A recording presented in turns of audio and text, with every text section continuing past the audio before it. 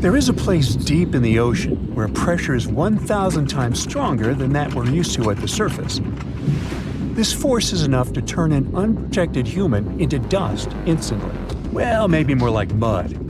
Anyway, that's why explorers need some serious preparation and equipment to survive in such extreme conditions down in the Mariana Trench. It is as wide as 20 national malls in Washington, D.C., and about 1/5 as long as the diameter of Earth. People who went all the way down describe it as a chilly, quiet, and very peaceful place. They saw a bright blanket of red and yellow rocky outcrops, and there was a whole variety of unique, small, translucent animals.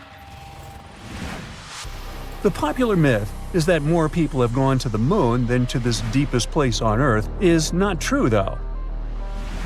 In total, 24 humans flew to the moon, and at least 27 brave souls dove down to the Mariana Trench. Most of them were explorers and not proper scientists. They just go there for the thrills and also to collect video evidence of different wildlife, geological formations, and human-made objects. Humans started traveling around space and into the ocean depths at around the same time.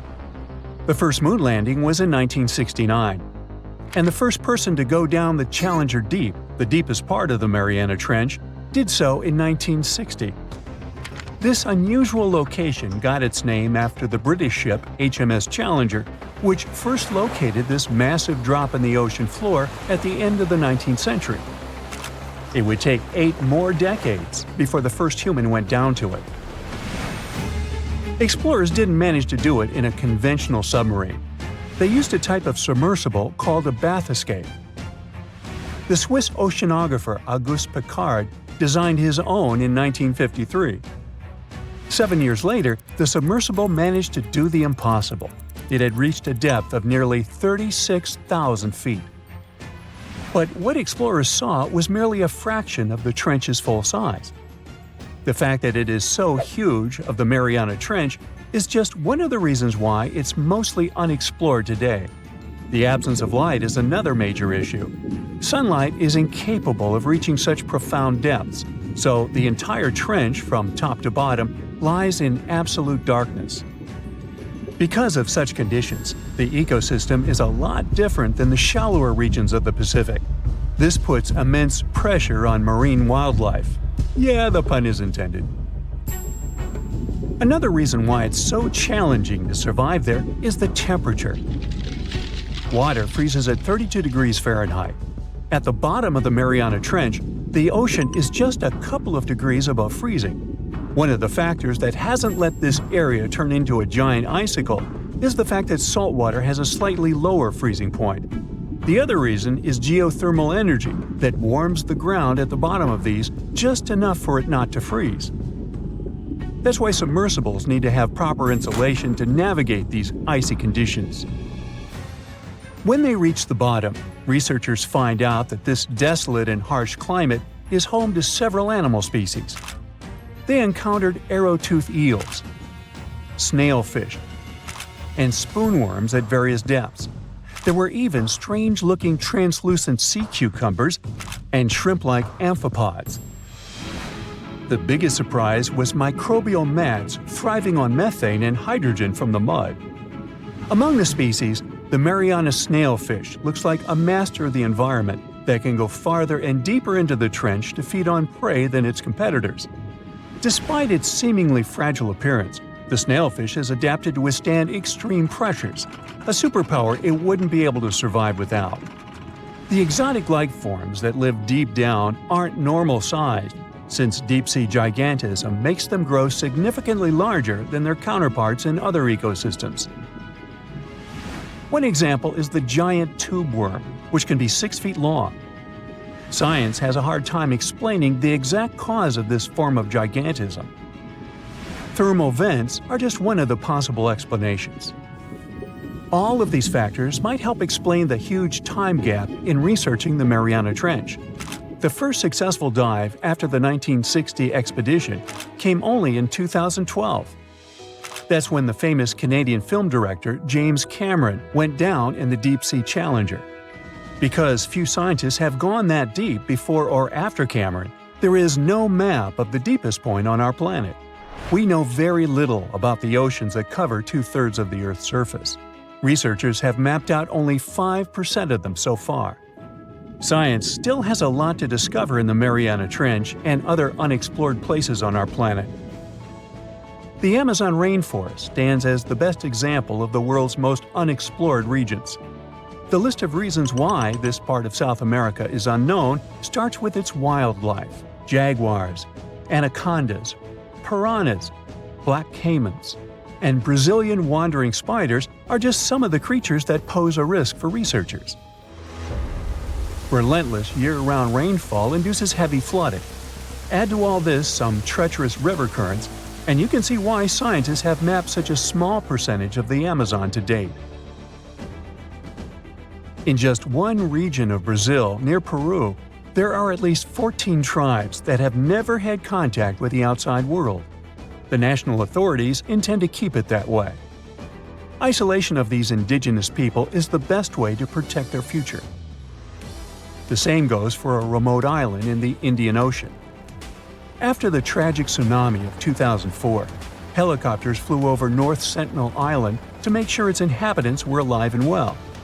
Meanwhile, the Sentinelese weren't thrilled. They took up bows and arrows to drive away the unwanted visitors. This tribe is one of the last uncontacted tribes on Earth. Although anthropologists and filmmakers visited the island in the late 1960s, we still don't know much about its indigenous population. It sits a long way off any shipping lanes in the Bay of Bengal. North Sentinel has no natural harbor, and it's surrounded by a shallow reef. This makes access to the island possible only by boat. The Indian officials who lay claim to the island have prohibited outsiders from visiting the island for safety reasons. The estimates on how many people inhabit the island vary significantly, from as few as 15 to as many as 500. The island is not tiny. It's about 5 times as big as London's Heathrow Airport. Apart from occasional contact during the past 2 centuries, the Sentinelese must have been isolated for a long time. They are related to other indigenous groups in the Andaman Islands, but their neighbors cannot understand a word of their language. The continent of Antarctica has no permanent human settlements at all. The only people who periodically live there are international scientists. This vast expanse of ice and snow, roughly the size of the United States and Mexico combined, still has many regions where humans haven't set foot. Satellite imagery and photos that NASA's aircraft made from the air have mapped out the entire continent. So we know where to go, but it's not that easy. The reason for this are all the adjectives that go with Antarctica. It is the coldest, windiest, driest, and brightest of the 7 continents. This makes it virtually unlivable. More than 99% of its surface is covered with a permanent sheet of ice. Its thickness ranges from 1 mile to as many as 3 miles in some places. That's half the height of Mount Everest. Now, the Himalayan range contains the world's tallest unclimbed mountain. It is also the tallest mountain in Bhutan. In the local language, the mountain's name translates as White Peak of the 3 spiritual brothers. Out of respect for the spiritual beliefs of the local population, national authorities restricted and then completely banned mountaineering at the beginning of the 21st century. To this day, there is no evidence that any climber has ever managed to successfully reach the summit of this mysterious mountain.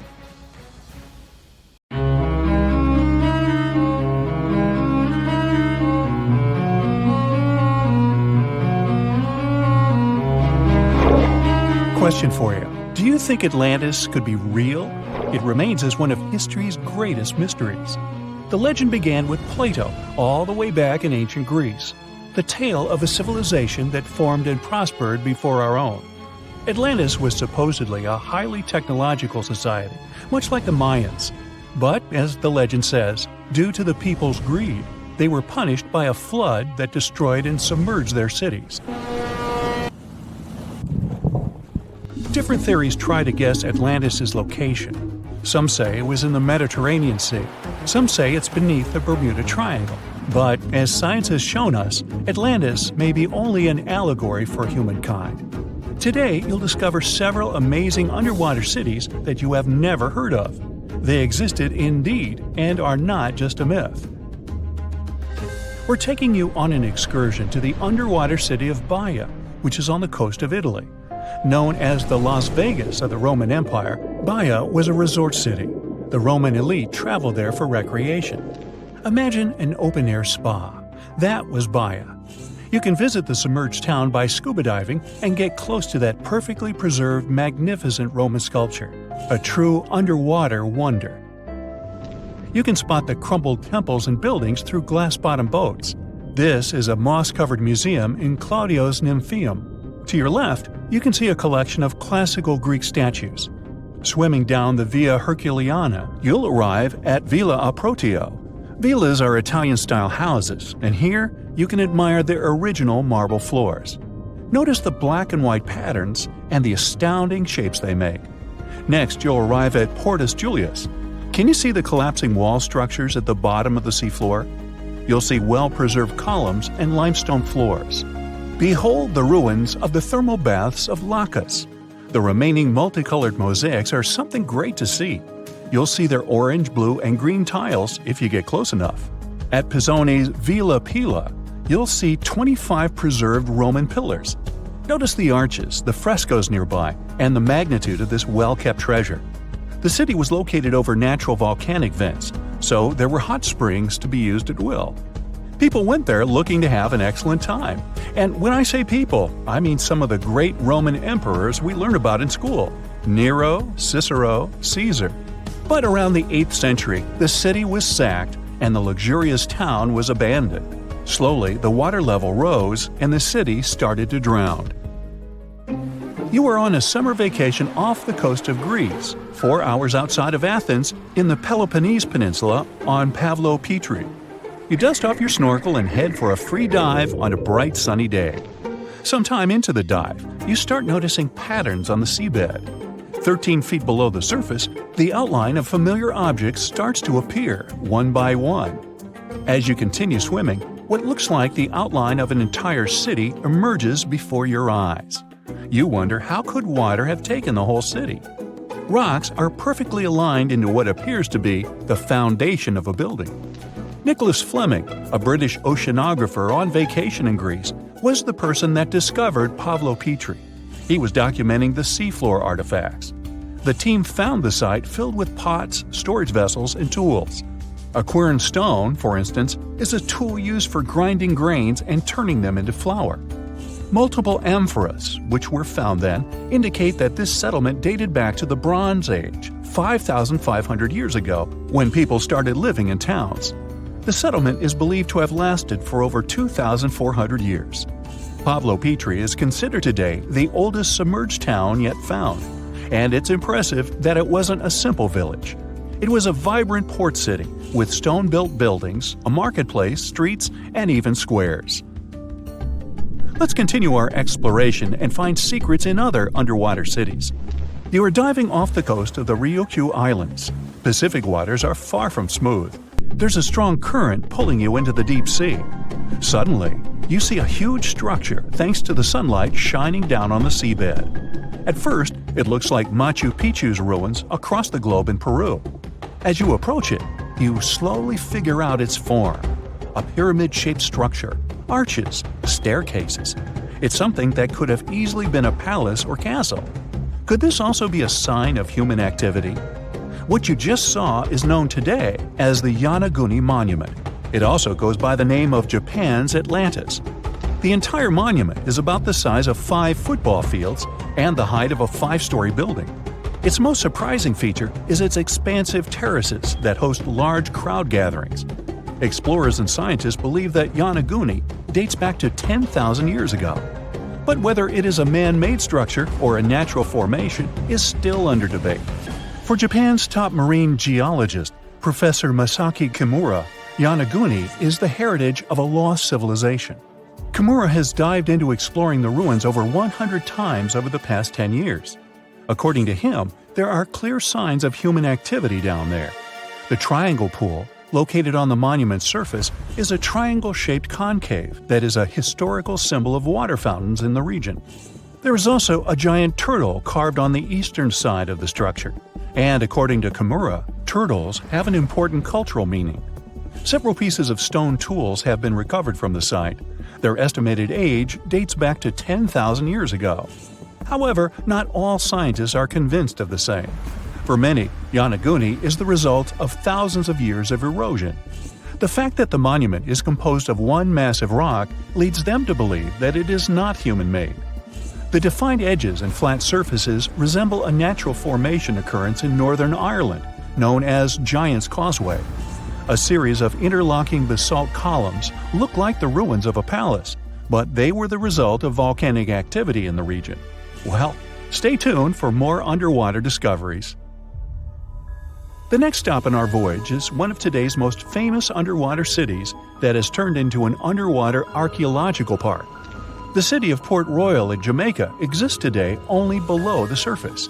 But in 1692, it was one of the wealthiest cities in the Western Hemisphere.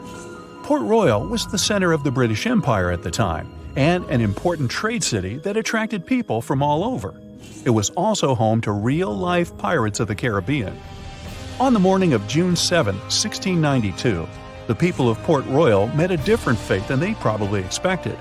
The bars and restaurants beaming with life woke up shaking. People were taken out of bed with the power of a massive earthquake, estimated today at 7.5 on the Richter scale. One survivor says he saw the earth opening up and swallowing the town whole. What he said could be true, as the city was mainly built over sand. The ground sucked buildings, roads, and everyone above. Geysers erupted, and finally, waves as big as 10-story-high buildings hit the city. About 33 acres of the city disappeared underwater, and amazingly, most of its 17th century remains lie in good condition under 40 feet of water. In the ruins, archaeologists have found taverns, storage rooms, kitchens, and recreational buildings used for diverse purposes. You can see a grand lion statue, a submerged bridge, and many picturesque arches. Now, do you fancy a trip to India? Just outside its coast lies another sunken marvel. A site known as the Lost City of Cambay is located on the Gulf of a similar name. It remained hidden until 2001, when the National Institute of Ocean Technology did a routine water assessment. With sonar technology, which sends a wave of sound to the bottom of the sea, they found something far beneath the surface. Images showed well-defined geometric shapes spread along a 5-mile stretch. The remains found dated to more than 9,500 years ago, meaning that this civilization was lost at around the end of the Ice Age. Debris recovered from the site included construction material, pottery, beads, sculptures, and even bones. Scientists argue whether these artifacts are indeed from the site, but if they truly are, then the lost city of Cambay would be the oldest civilization in the world.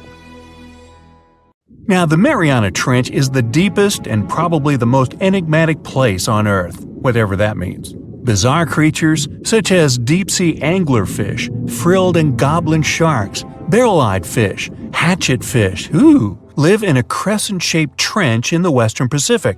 Just 3 people have ever descended down the Challenger Deep in the southern end of the Mariana Trench.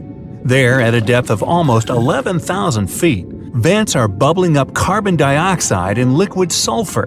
Mud volcanoes erupt under the pressure 1,000 times greater than at the surface. And so, it's no place I want to go. So bye! Get back in there. Alright, since you clicked, yeah, you're about to visit places no less mysterious and creepy than the Mariana Trench. Your first stop is Mexico, the Yucatan Peninsula to be precise. See those bottomless sinkholes filled with crystal clear water? It's fresh water that overlies salt water seeping from the sea. The sinkholes are called cenotes. The Mayans believe these natural wells were the gateways to the underworld. Thousands of cenotes, created by collapsed limestone bedrock, form one of the world's longest underwater cave systems.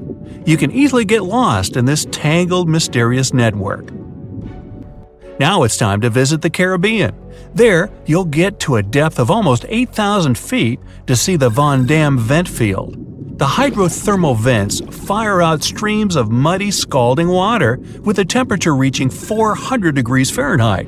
That's almost enough to bake a pizza. These mounds are made of talc, a substance you can find in baby powder.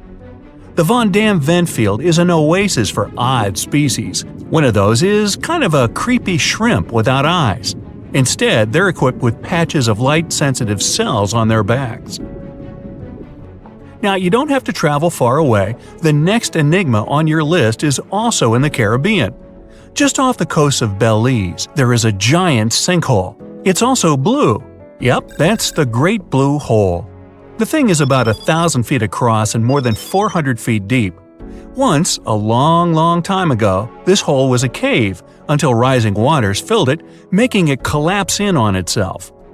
The deeper you descend into the Great Hole's crystalline waters, the darker it becomes. You see tons of stalactite-filled caves, but don't even try to enter them unless you want to get hopelessly lost. Once you reach a depth of 50 feet, you notice the water shimmer. That's the invisible line dividing the sinkhole's salty top from the freshwater abyss. Time to get out of there. Who knows what you might come across in the murky depths? Your next destination is off the Pacific Northwest coast. Almost 500 streams of methane bubbles were discovered there several years ago.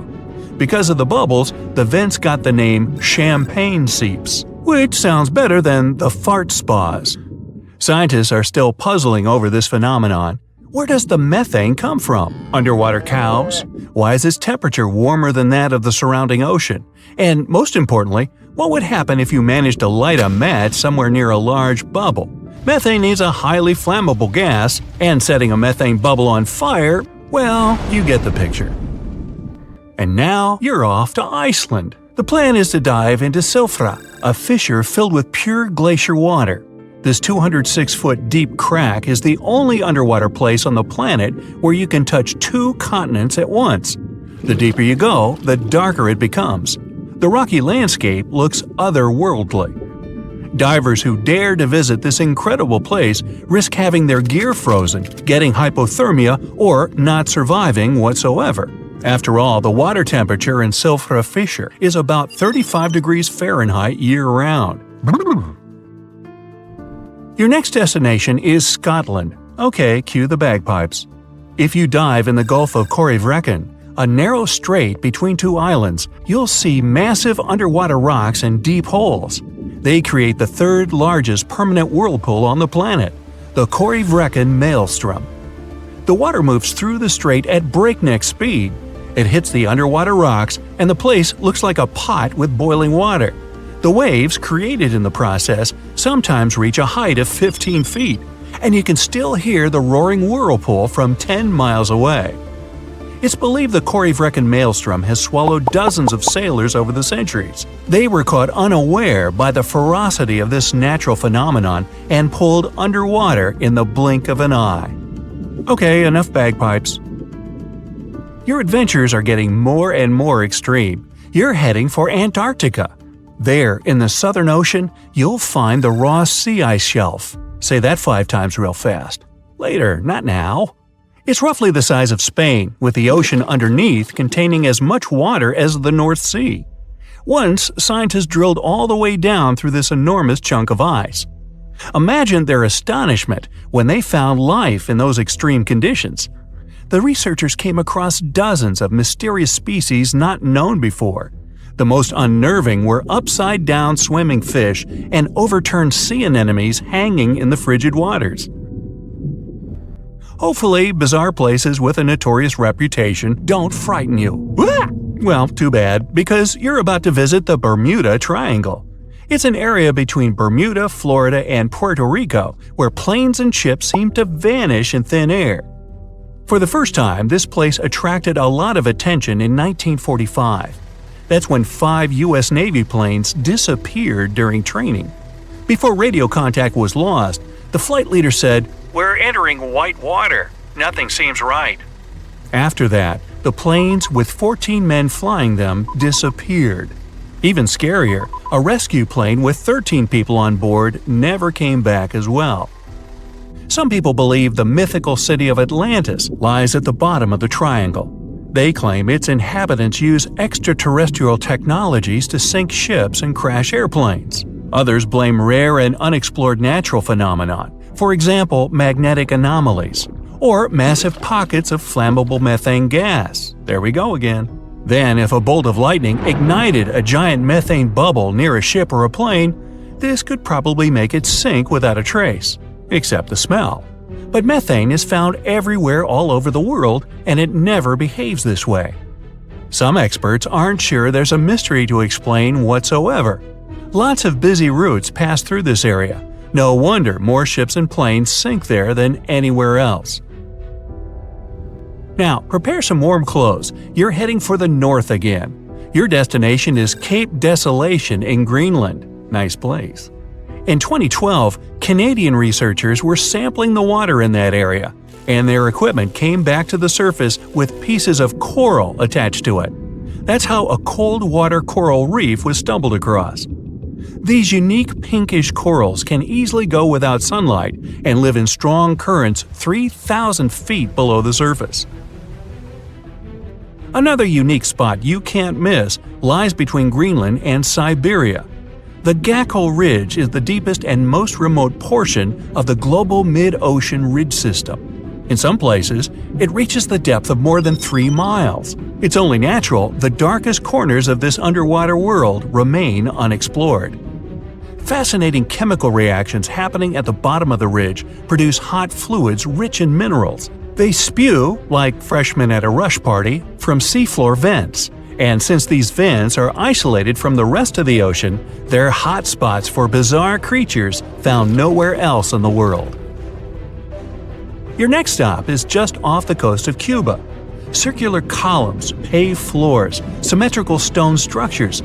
That's what the Cuban underwater city looks like. What happened there? Why was a large city abandoned at a depth of more than 2,000 feet? Lots of people believe those are the ruins of a long-forgotten civilization. But scientists have their doubts. They claim the lost city is nothing but a natural phenomenon that appeared about 5 million years ago.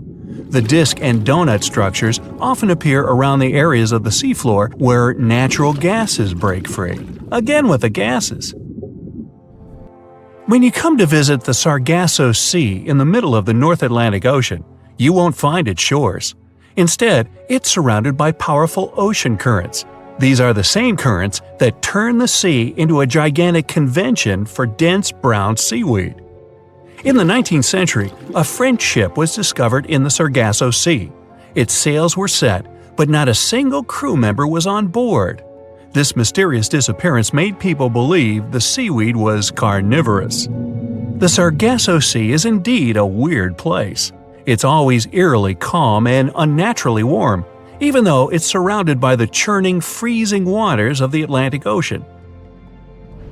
Could one of these bizarre places become a home to the largest marine predator ever, the megalodon? The giant shark's teeth, some larger than an adult man's hand, have been found pretty much all over the world. But since these creatures preferred warm, shallow waters, they lived along the coastlines of all continents except Antarctica. In other words, it'd be a waste of time to search for the giant predator in the depths of the Mariana Trench, in Greenland, or in Mexican cenotes. But then, could it choose the waters of the Caribbean to hide from the hustle and bustle of the modern world? Don't get your hopes up. There's been no proof the megalodon does exist these days. It wasn't a shy, elusive animal, and still, no one has seen this shark lurking around recently. Not even near the fart spas.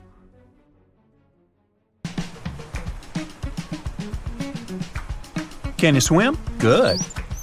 Because you're going on a journey to the deepest point of the Pacific Ocean. Now, put on your flippers. The very bottom of the Mariana Trench is awaiting. Now, get in the water. Really, come on. All right. 1 foot underwater. That's the depth you can swim with no special gear like a mask. Hey look, must be some tourists. Or whales. 10 feet underwater. That's a little deeper than the public pools and beaches around the United States. You can see colorful fish and even phytoplankton that feed on the sun's rays. 26 feet down. This is the depth at which the foundations of the floating city of Venice in Italy stand. Builders laid columns at that depth on which they later built houses and streets. 30 feet underwater. You start to feel a lot of pressure. When you're on the surface, you're under atmospheric pressure, 15 pounds per square inch. But here, at 30 feet, that pressure is doubled. All the air pockets in your body, like your lungs or ears, begin to compress from this pressure, giving you discomfort. But no worries, your organs are soft and elastic, so you can keep diving. 40 feet underwater. Oops, you're running out of air. An average person can hold their breath for 30 to 90 seconds. The current record is an incredible 24 minutes and 37 seconds. Gasp. Okay, you'll need some diving equipment to continue your descent. There you go. Thank you very much. Tourists dive to this depth to look at reefs and corals. You don't need special skills for that, but you can't dive any deeper without training or a license. 45 feet down. Be careful. There's sharks swimming here looking for food, like you. Sometimes tourists descend to this depth in a safe cage to see the sharks up close. You're better off staying away from these predators and not attracting their attention. So make sure you're not wearing any bright and shiny jewelry. Sharks love that kind of thing. 62 feet underwater. You could see the Aquarius Reef Base Lab in Florida at this depth, if you were in Florida. It's really an entire building with rooms for exploring the seafloor, accessible through a hatch. 105 feet down. You see a strange bell hanging from a chain. People used to use these things for deep diving about 400 years ago. They'd lower a bell on chains with divers inside from a ship. There was enough air inside the bell for them to breathe. That way, they could explore sunken ships with treasures. 140 feet. At this depth, you could find an entire sunken city in Qiandao Lake, China. You can still see streets, houses, and temples there. 330 feet. Whoa! You almost hit a huge blue whale. How could you miss it? These guys, the size of 2 train cars, usually dive to that depth. Shh! Let's listen to them sing for a while. It's beautiful. Now, let's keep going. 660 feet. This is where most of the ocean life ends. Sun rays hardly penetrate any deeper into the water. Everything below are unusual fish like this angler. They have such an unusual appearance because they have to adapt to the high pressure here. 702 feet underwater. This is the last mark where you'd see a human without diving equipment. This man holds the title of the deepest man on Earth, and he's the only one who has managed to get to this depth. The water pressure on his body here was 20 times greater than that on the surface. 985 feet. Ooh, what was that sound? Whoa, that's a submarine. That's the maximum depth they can dive to. Some of them can reach speeds of 26 miles per hour. Fun fact, an ostrich can run twice as fast, but she can't swim.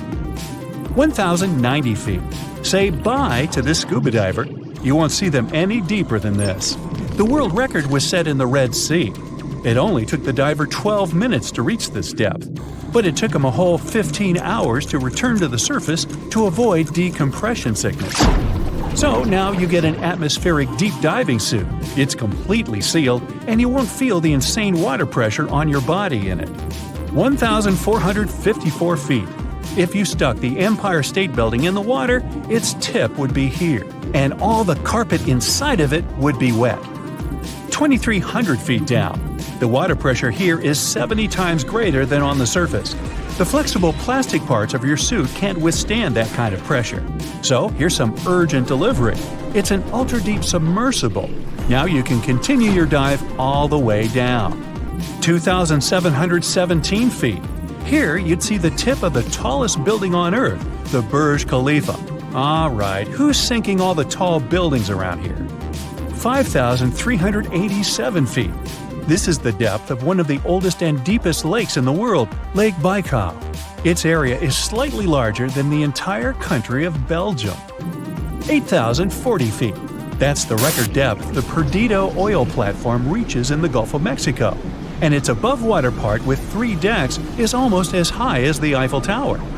11,962 feet.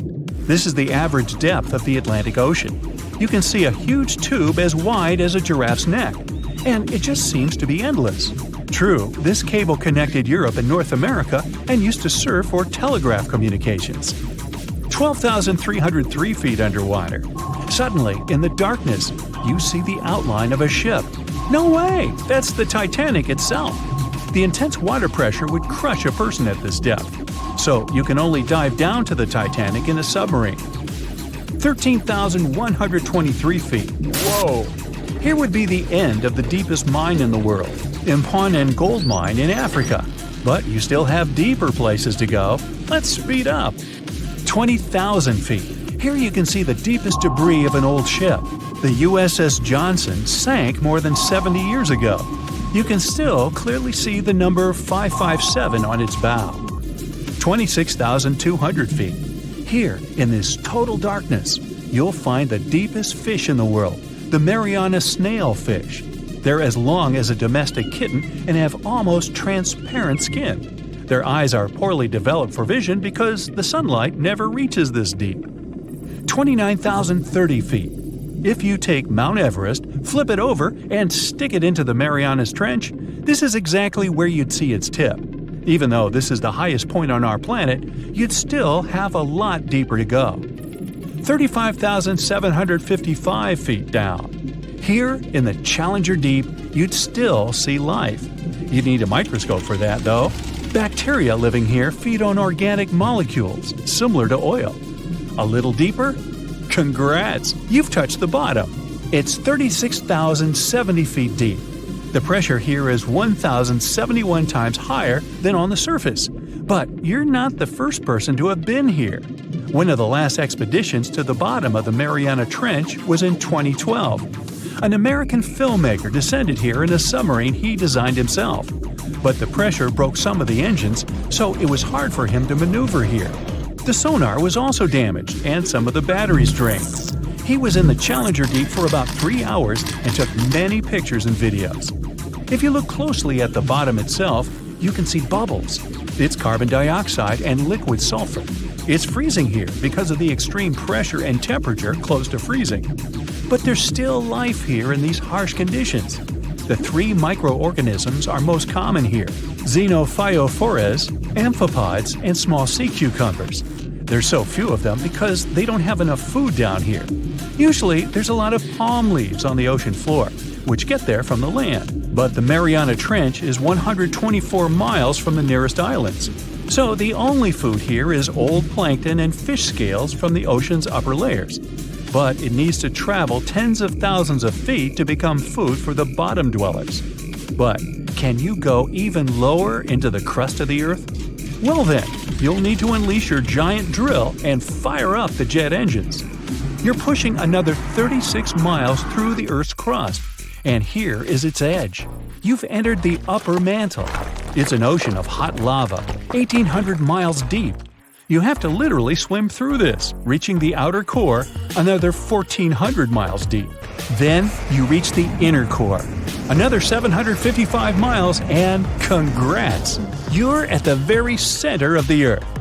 I hate to ask, but how do we get out of here? The deeper you go, the creepier they get.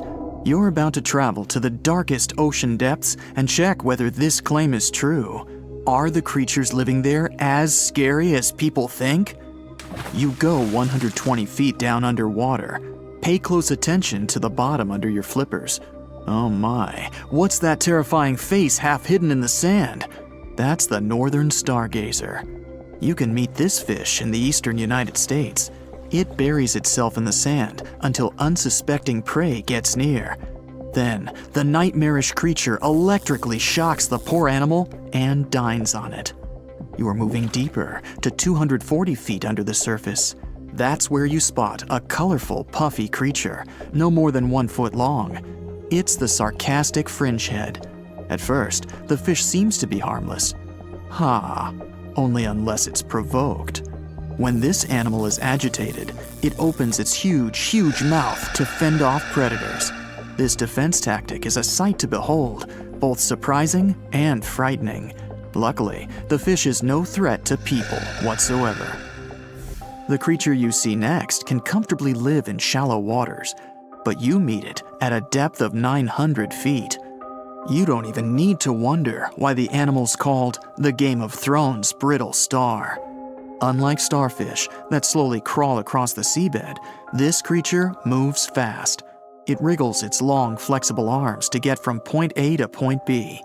Its body is protected by a hard calcium carbonate shell. Also called snake stars, these creatures are tiny and easily fit in nooks, cracks, and small crevices in rocks. At a much greater depth of 2,000 feet, you come across the giant squid. For a long time, it was thought to be a creature from legends rather than a real animal.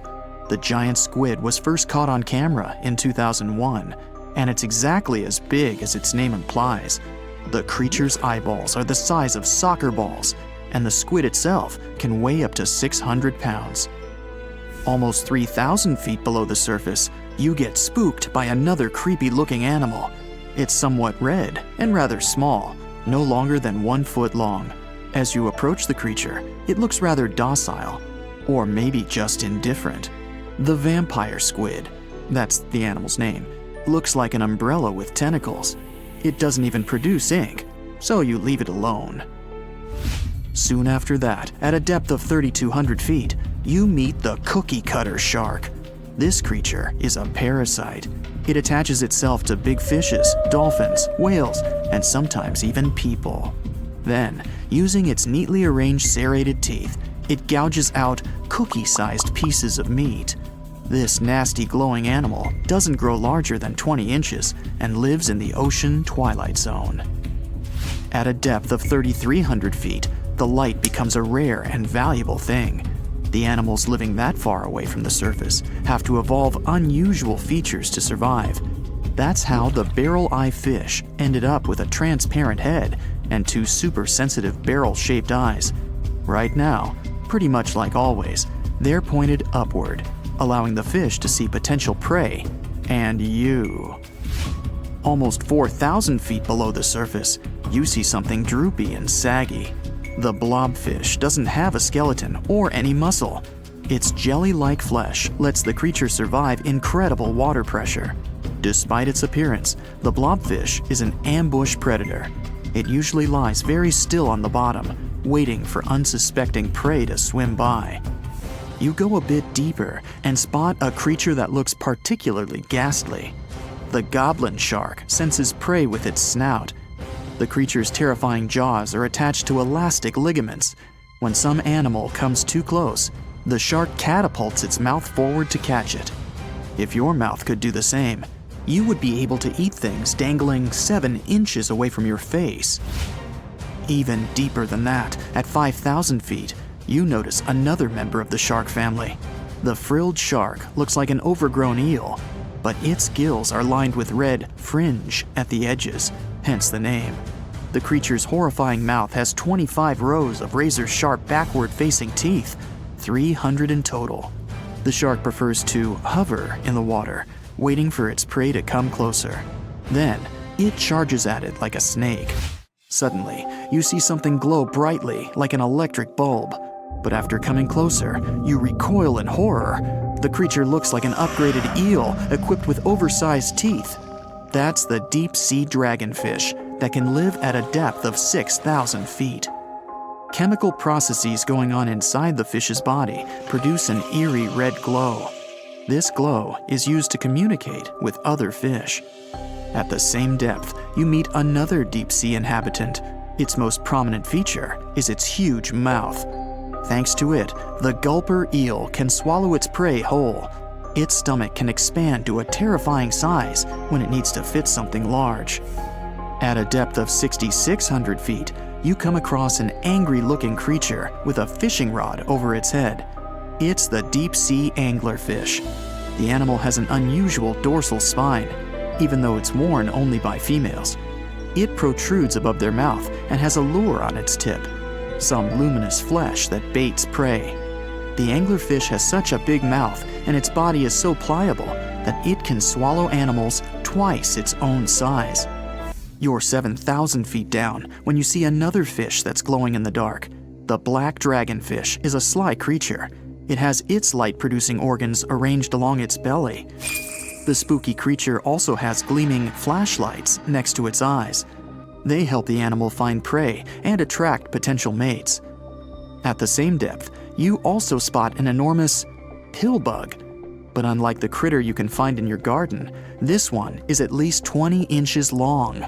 That's the giant isopod, and it is, indeed, related to the roly-poly, as well as crabs and shrimps. These creatures may look somewhat scary, but they're harmless. They feast on other deep-sea animals only after those have passed away. At a depth of 13,000 feet, you notice the ocean floor has become a bit fluffy. That's because it's covered with zombie worms. These creatures rarely grow to be more than 2 inches long, and still, they can break down fairly large animals, so strong the acid they produce is.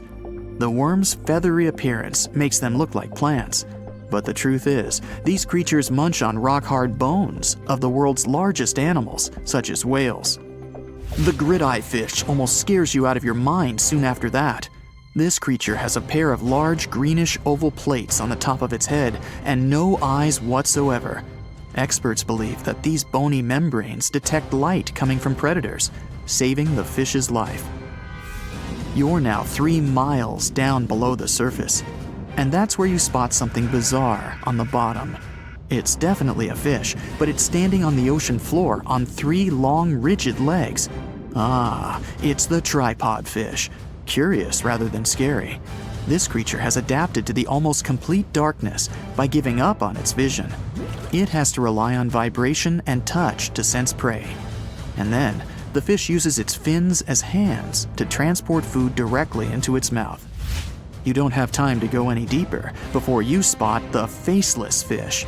This slightly off-putting creature has no eyes, and its mouth, smiling a Mona Lisa smile, is underneath its body.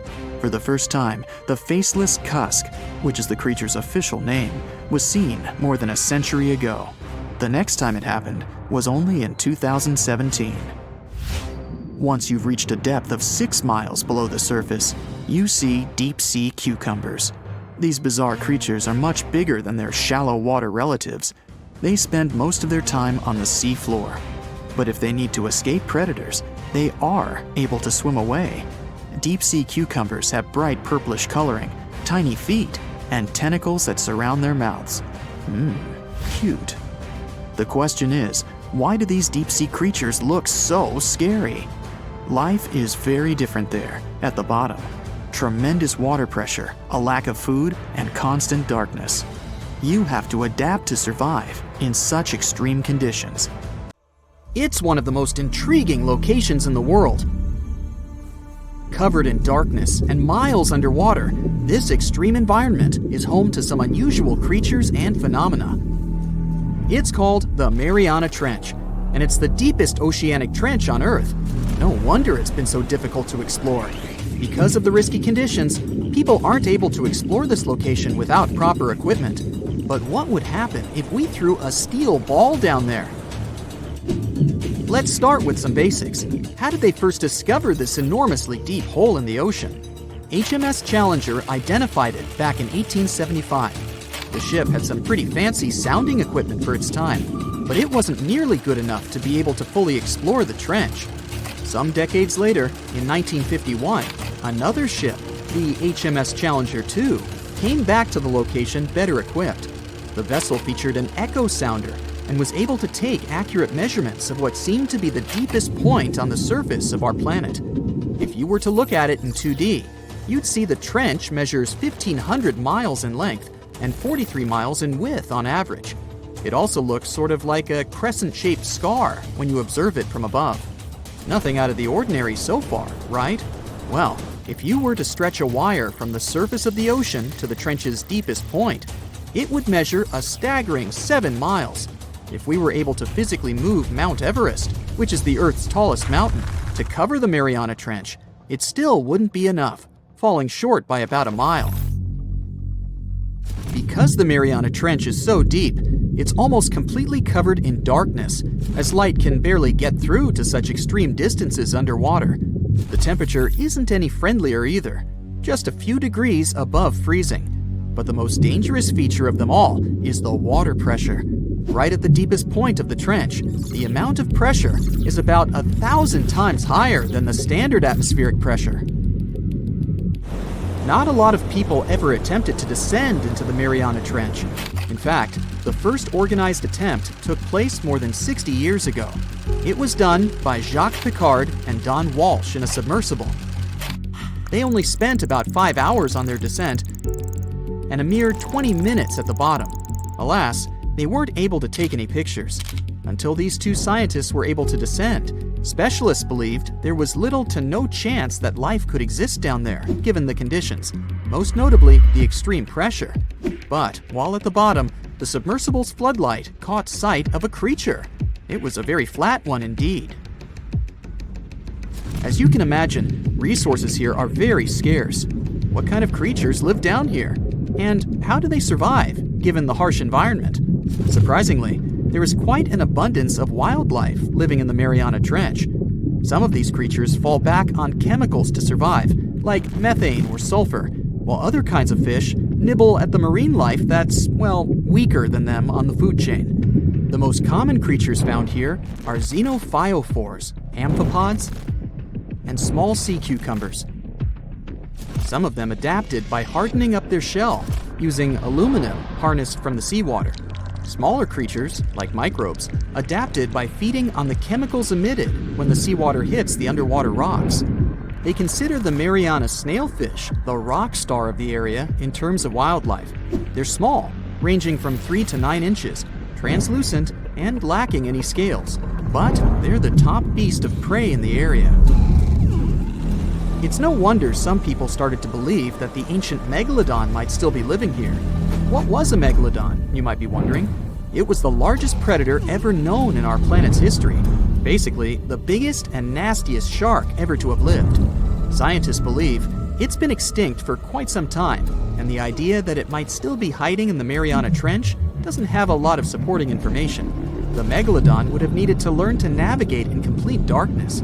It would either have to be bioluminescent or evolve to have massive eyes. More so, because of its school bus-like size, the megalodon would have needed a lot to eat. Microbes and small snailfish just wouldn't have done the trick. If a steel ball were to be dropped in the trench, what would be its effect on it? Would the ball be strong enough to sustain such pressure? Let's look at the science here. If we assume it's a solid steel ball, the pressure found at the bottom of the trench wouldn't be enough to really affect it and cause permanent damage. It would take it a solid 12 minutes to reach the bottom of the ocean, though. What about the temperature? Well, it turns out that the difference in temperature on the surface and at the bottom of the trench is quite impressive, a difference of about 86 degrees Fahrenheit. So, it would cause the ball to shrink a bit, but yet again, once the ball returns to the surface, it would simply come back to normal. Should the ball get stuck there, there's another interesting question to answer. Would corrosion affect it? Corrosion of steel is highly dependent on the amount of oxygen in the water. The amount of oxygen dissolved in water remains constant at depths greater than 3 miles. I'll spare you the math, but it would take more than 10,000 years for the steel ball to completely rust under the sea. I can't help but wonder, though, what would it take us humans to be able to survive at such extreme depths? Let's look at what was used in the past to explore this mysterious location. A little thing called syntactic foam. Why? Because it's the only material that can both float and resist the amount of pressure found here. Without this sort of protection, our lungs would rapidly collapse here. More so, the pressure from the water would push liquid into our mouths, replacing the much-needed oxygen with water. Then, there would be the much-needed ability to be able to come back to the surface, should anything not go as planned. One of the vessels that went for a deep dive here had 1,000-pound steel weights attached to it, so it would ensure its sinkage. These weights were connected to the ship by a special type of wire that had an increased corroding time of 11 to 13 hours in seawater, just in case something went wrong down there, and they'd have to bounce back faster. Given the harsh conditions here, the problem of oxygen supply is really important too. Any vessel looking to descend into the Mariana Trench again would need to consider some sort of device that can recycle the air in order to reduce the amount of oxygen that needs to be transported down there. And the last, but definitely not the least of all problems, would be electricity. There surely isn't a power socket down there for you to charge your phone. So, there needs to be enough battery life to support all the necessary equipment, communication, oxygen supply, lighting devices, and so on. None of these problems seem to be quite the challenge anymore, since, as of recently, you can buy a tour of the Mariana Trench. 3 lucky individuals were part of such a project back in 2020. They were submerged in a 3.5-inch thick titanium sphere. This ensured that they didn't feel any pressure changes and physiological stresses whatsoever. Each of the guests took part in an individual trip that had an estimated length of about 14 hours. The descent itself took over 4 hours. Once they reached the bottom, they got the chance to witness some of the most extraordinary creatures on the planet. Then it was time to start the 4-hour ascent back to the surface. What's the scariest predator under the ocean? The crocodile? I don't think so. Loch Ness Monster? Please, it never existed. How about the Kronosaurus?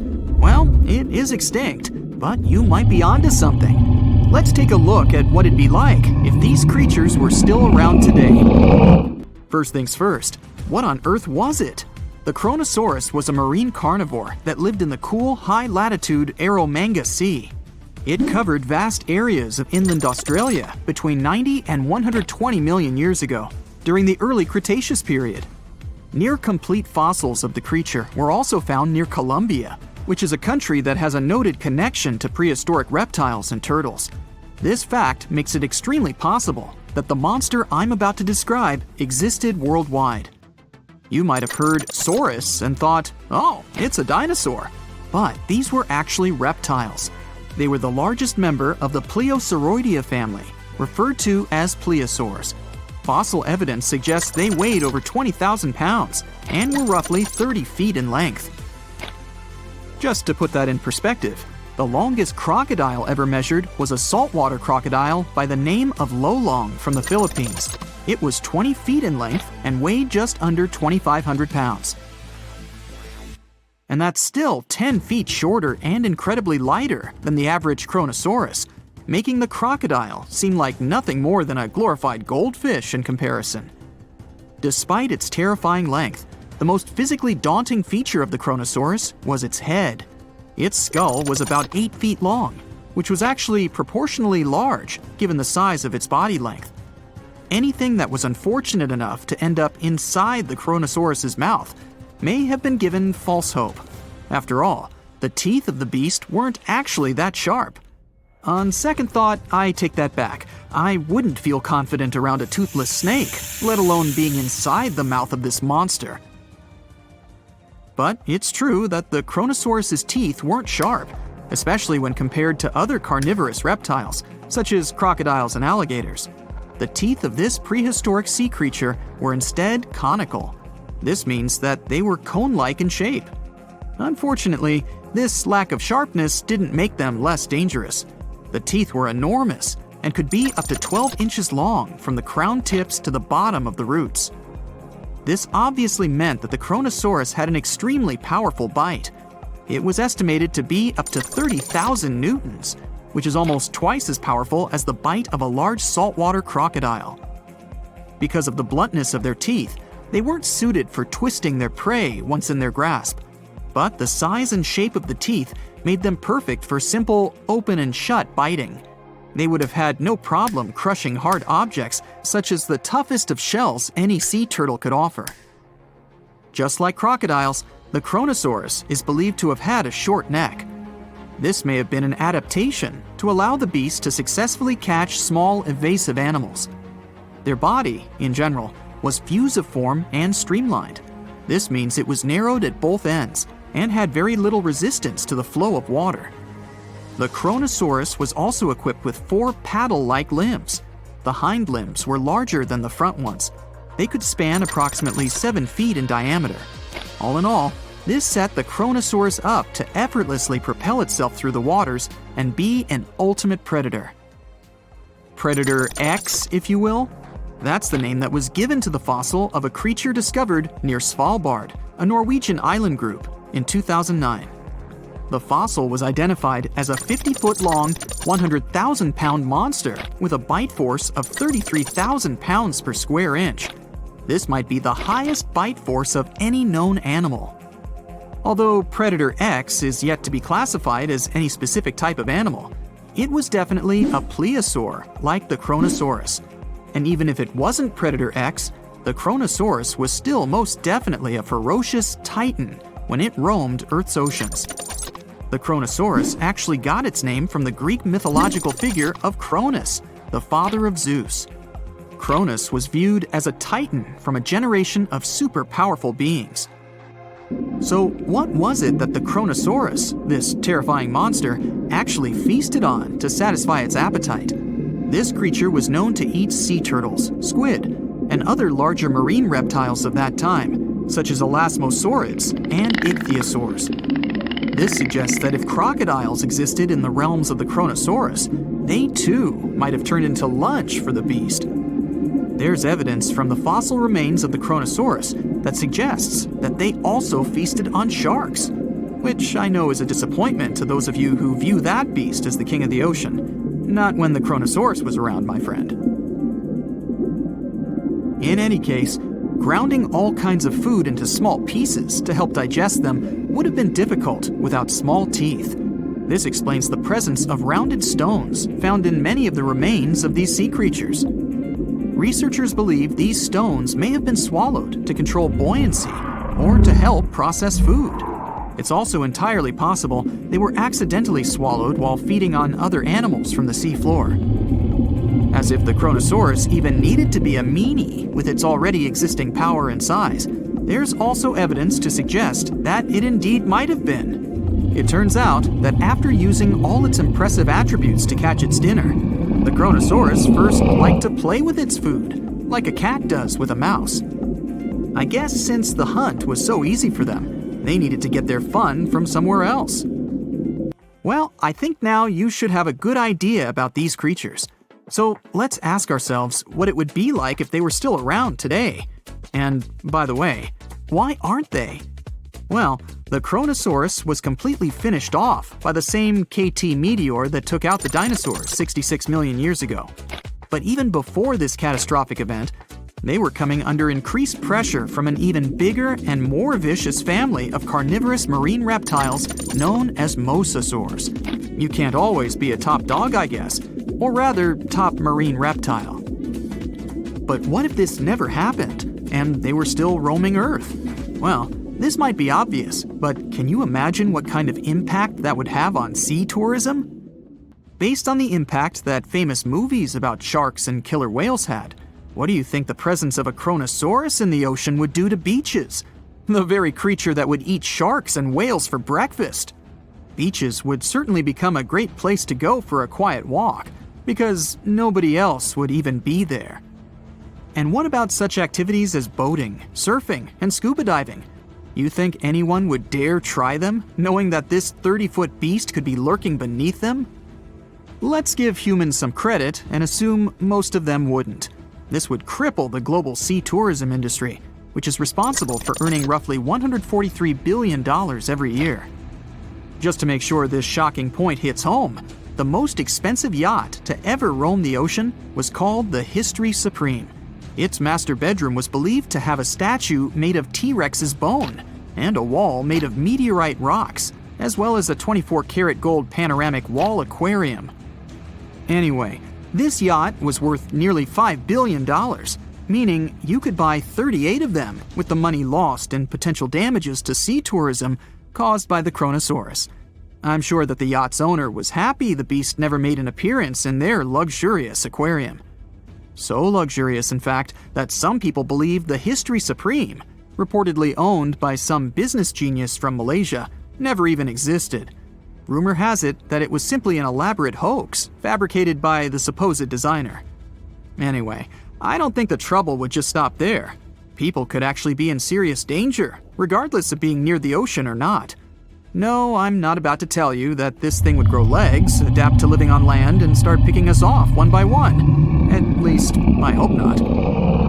I'm just going to point out the damage that the Kronosaurus would inflict through its devastating impact on sea trade. In America, ocean transit accounts for 76% of national trade. On top of this, more than 100 vital pharmaceutical products originate in the sea. I'll also state the obvious and point out that the ocean is a huge food source for us humans. The presence of the Kronosaurus could have a great impact on our relationship with the ocean, something we usually take for granted. Hello, Brightsiders! Do you know where the deepest place in the world is? I think it's in the Pacific Ocean, near the Philippines and Papua New Guinea. It's the famous Mariana Trench. So let's take a tape measure, a very long one, and attach its end to the boat on the surface. Now we hold our breath and jump in the water. Fish and marine animals swim by. We descend lower to the depths and into total darkness, and after several hours, we reach Challenger Deep.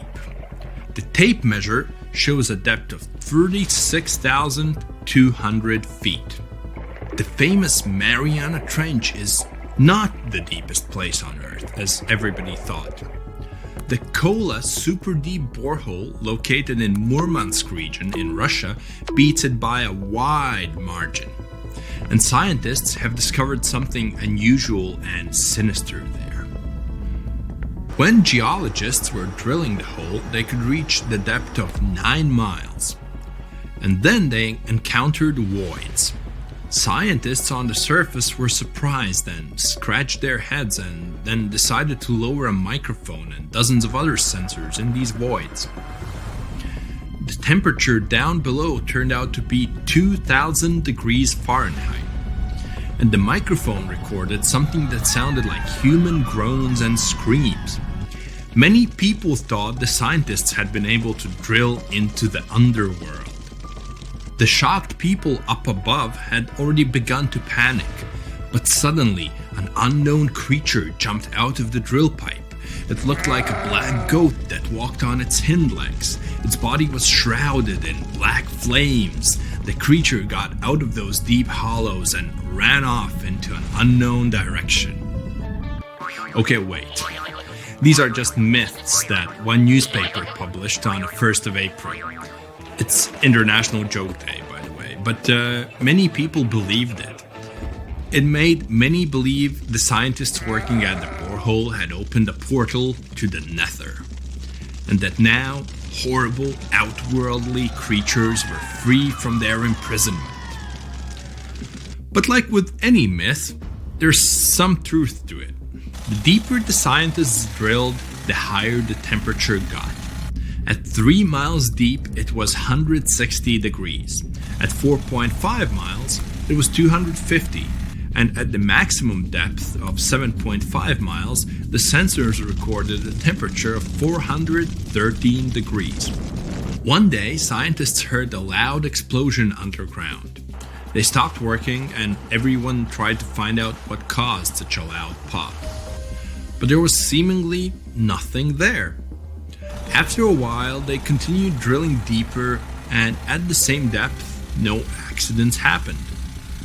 The drilling began in May 1970.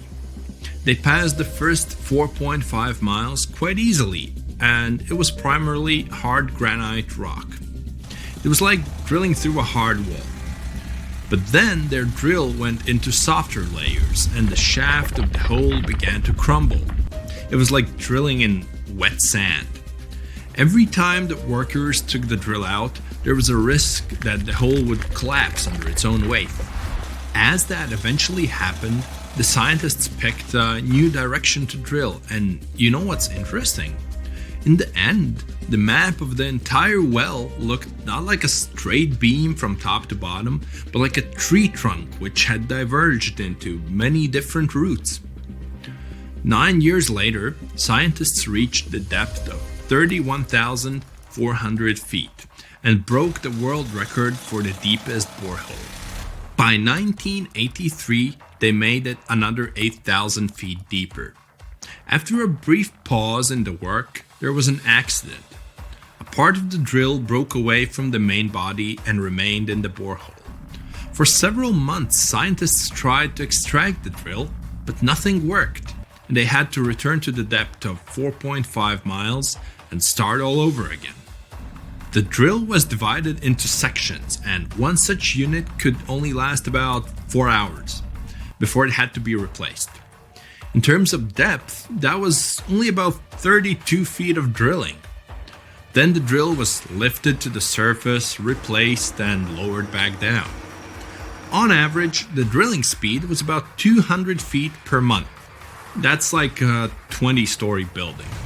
In 1990, 20 years after the work had begun, scientists reached the final depth of 40,230 feet. That's like 100 soccer fields down. And after another accident, the work stopped. Guinness World Records registered the Kola Superdeep Borehole as the deepest borehole in the world. It's like Mount Everest plus 9 Empire State Buildings on top of it. One of the most unusual discoveries at the Kola Superdeep Borehole was that the soil at the depth of about 2 miles almost perfectly matches the composition of the surface of the moon. It has given us more insight into how our ancient satellite appeared and formed. It seems that in the early stages of Earth's formation, a giant asteroid crashed into our planet. With that kind of force, it caused an explosion so powerful that part of our planet broke off and flew upward. This chunk of Earth remained in our planet's orbit, cooled, and later formed into the moon we know today. Another surprise for the workers was the presence of gold. There was about 2.5 ounces of gold for every ton of soil lifted. The deeper the scientists went, the older the rocks were.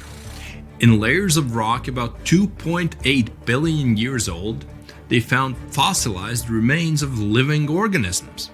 It made the world of science bubble with excitement, as it meant that life on our planet appeared 1.5 billion years earlier than first thought.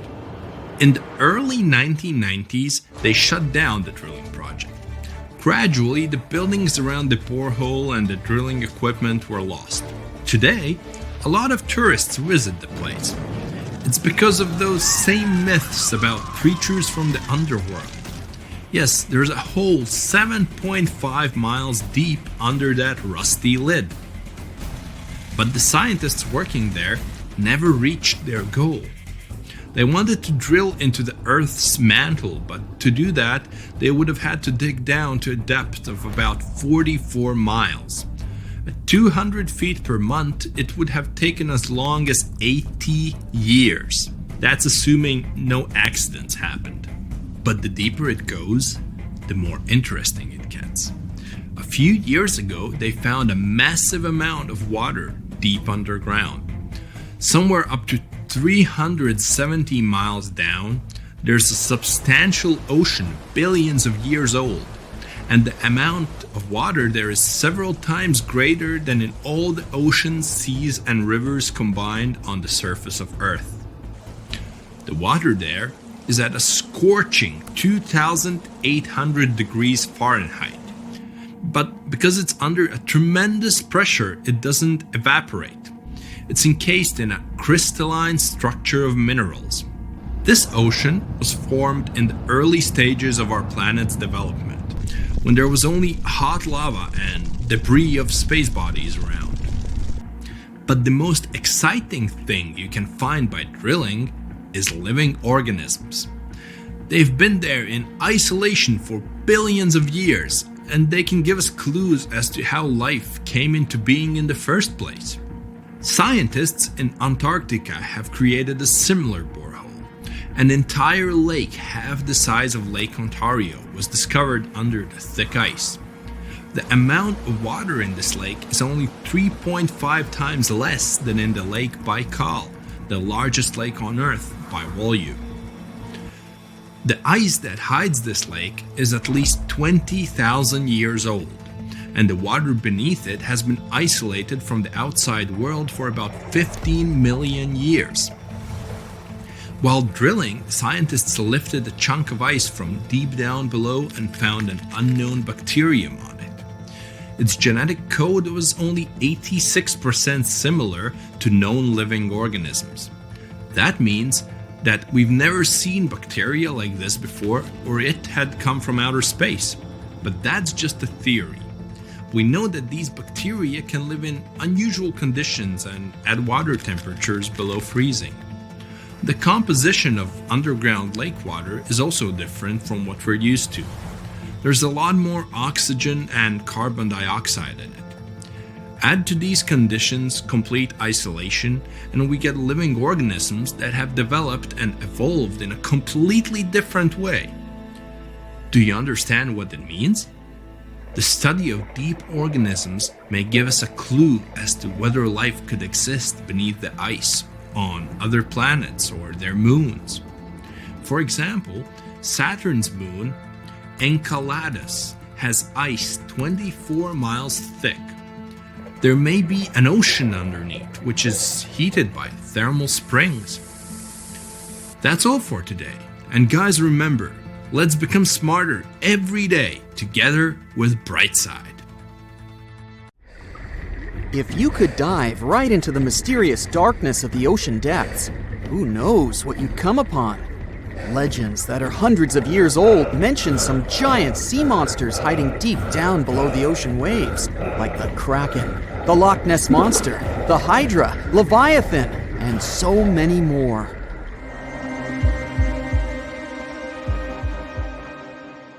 Okay, no one has ever seen such monsters, but there are still weird and unusually big sea spiders, squid, worms, and many other animals that grew way more than we'd expected. Take a look at the colossal squid from sub-Antarctic waters. It's around 14 times longer than the arrow squid that lives near New Zealand. And deep down in the Pacific Ocean, there's a sea sponge as big as a minivan. Oceans contain about 96.5% of all water on our planet. Up to 80% of all life on Earth we've discovered is under the oceanic waves. We haven't explored, mapped, or even seen more than 80% of the ocean.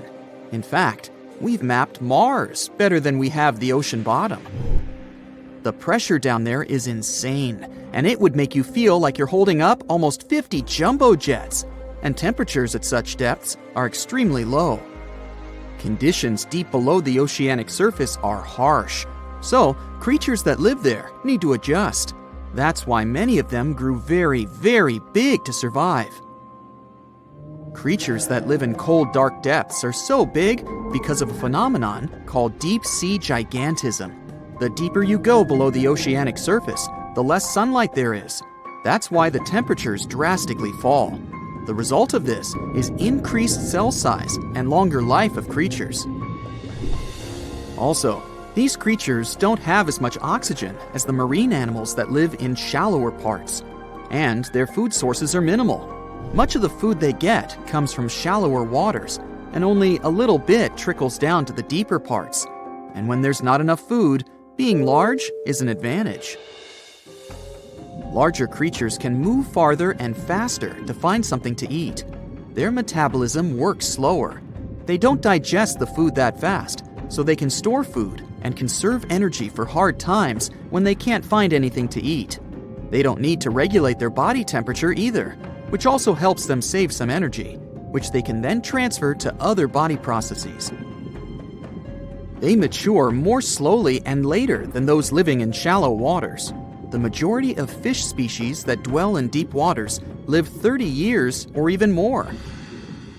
Orange roughy fish, on the other hand, live up to 150 years. This fella grows 24 feet in length and weighs up to 1.5 tons. But it grows to be so big for centuries. They start looking for partners when they're 150 years old, and they can also live this long because there are not so many predators at such depths. Also, there are no humans or other things that can disturb them or endanger their existence. At such depths, the environment is pretty stable, so many animals there are like living fossils because they probably haven't changed in millions of years. The first 650 feet of the ocean's depth are considered to be the open ocean. The majority of the marine life we've discovered lives there, since that's the area the sun can still reach. And then, as you continue going deeper, you reach the twilight zone. It seems like nothing lives there. But at about 820 feet, you see a small oasis of ancient life blooming. For example, there are sea lilies, animals that have been living at such depths unchanged for millions of years. Coelacanths, another living fossil, have been living in the ocean for more than 360 million years. Hagfish haven't changed in a very long time either, for over 300 million years. This creature lives at depths of 5,500 feet. They evolved before the rest of the vertebrates, which is why this is the only living animal without jaws or a spine, even though it still has a skull. Deep-sea creatures can't survive in shallow waters. They've evolved to live in depths under bigger hydrostatic pressure. Humans and other organisms that have internal spaces filled with gas would end up crushed if we could go to such depths. That's why deep-sea divers always need to wear special dive suits designed for surroundings with higher pressure, even though they're not going that deep to the areas where these giants live.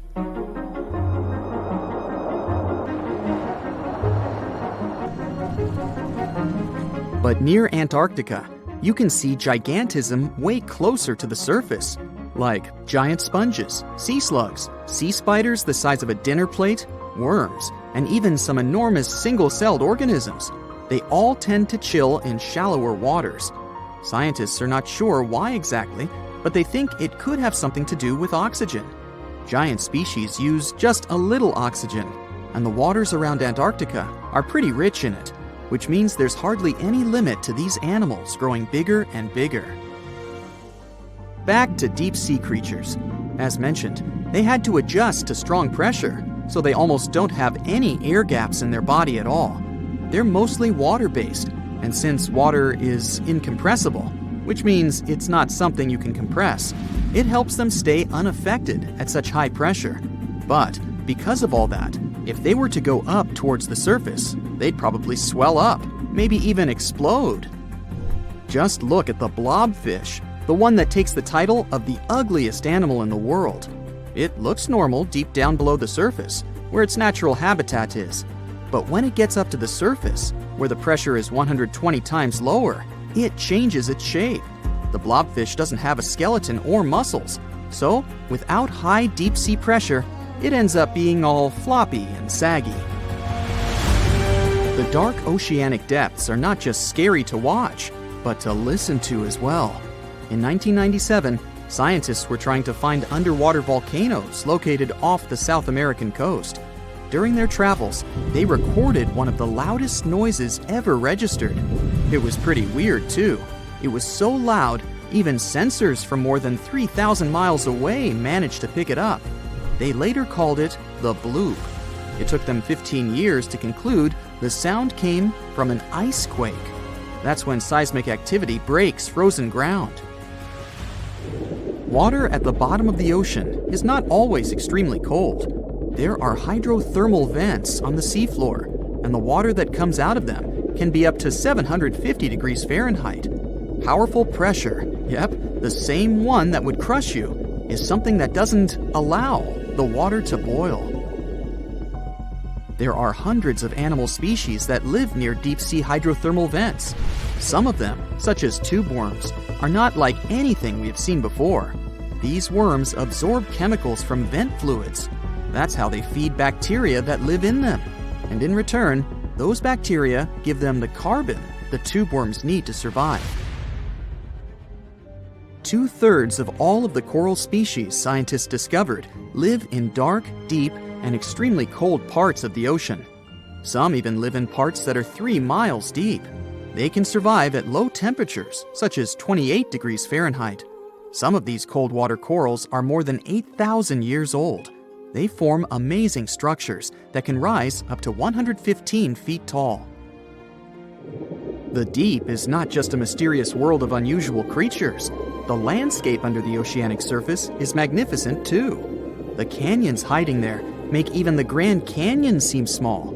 For instance, Check out the one located in the Bering Sea, the Chug Canyon. Its vertical relief is more than 8,500 feet deep. That's huge.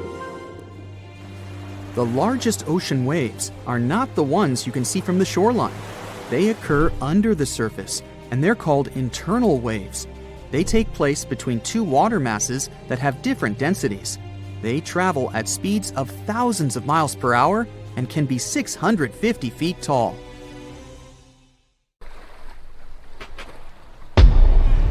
Many terrifying animals live deep beyond the waves, like this vampire squid living 3,000 feet below the surface in almost complete darkness. This animal has a cloak, like a vampire's. That's why it's called the vampire squid. Deep down at the bottom, it can't use ink to defend itself. So this animal has developed an unusual tactic. It glows slightly to scare away predators. If this tactic fails, the vampire squid can turn its body inside out, revealing tiny spikes. When you translate its scientific name, Vampiroteuthis infernalis, it literally means vampire squid from the nether. Despite its terrifying looks, it's a harmless ocean animal. This previous creature was not from space, but this object definitely is. Before Elon Musk found a way to reuse rockets, NASA would simply drop old ones after launching astronauts into space, most of the time in the ocean or deserts. In 2012, Jeff Bezos launched a mission to find the Apollo 11 rocket. They found it by using sonar, but it was in terrible condition. It was sitting on the bottom of the ocean, not far from the predicted site. They were able to rescue the engine and reconstruct two of them. The most famous lost city is Atlantis, but sadly, we still haven't discovered it. However, Heraklion was also just a myth until one British pilot saw something that looked like a city while flying over the Mediterranean Sea. He reported it, and 60 years later, a group of divers went there. They were shocked when they found an entire city underwater. It was loaded with artifacts that could tell us a lot about the history of the place. Now it's one of the best underwater archaeological sites in the world. It's believed that the rising sea caused the whole city to go underwater. The Titanic sank in 1912. The wreck was claimed to be officially discovered 74 years later. In reality, though, a fisherman found the Titanic 8 years earlier while fishing in the Atlantic Ocean. He was pulling out his net when he spotted a head stuck in it. Luckily, it was just a doll's head. Years later, after the fisher had passed away, his son sold the doll to a doll collector. She did a lot of digging and research on every person who had a porcelain toy on the Titanic. She found the owner of the doll. Ava Hart was on the Titanic and had a doll with her. Ava survived the catastrophe by a miracle, but her toy didn't. Hart even wrote about the doll in her journal, and every detail matched the toy found by the fisherman. The tripod fish lives deep in the abyssal zone, around 20,000 feet below the surface. It's adapted to such immense depths and uses its tripod fins to stay still on the bottom. This creature doesn't have big eyes, but even if it did, these eyes would be useless in the darkness. Instead, the tripod fish uses its fins like antennas to detect any movement in the water. This creature doesn't have much luck when it comes to its love life, so it had to develop unique tactics to reproduce. One fish can be both male and female. The next bizarre creature is the lizardfish. It has tons of razor-sharp teeth, a huge mouth, and really big eyes, which it uses for hunting. All this makes the animal look freaky. The lizardfish lives at depths of around 11,000 feet in the midnight zone, where there is zero light.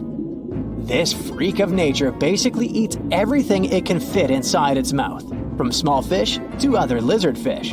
On the other hand, when they see other reptile fish, they probably fall in love instead, because finding mates at those depths is not an easy task.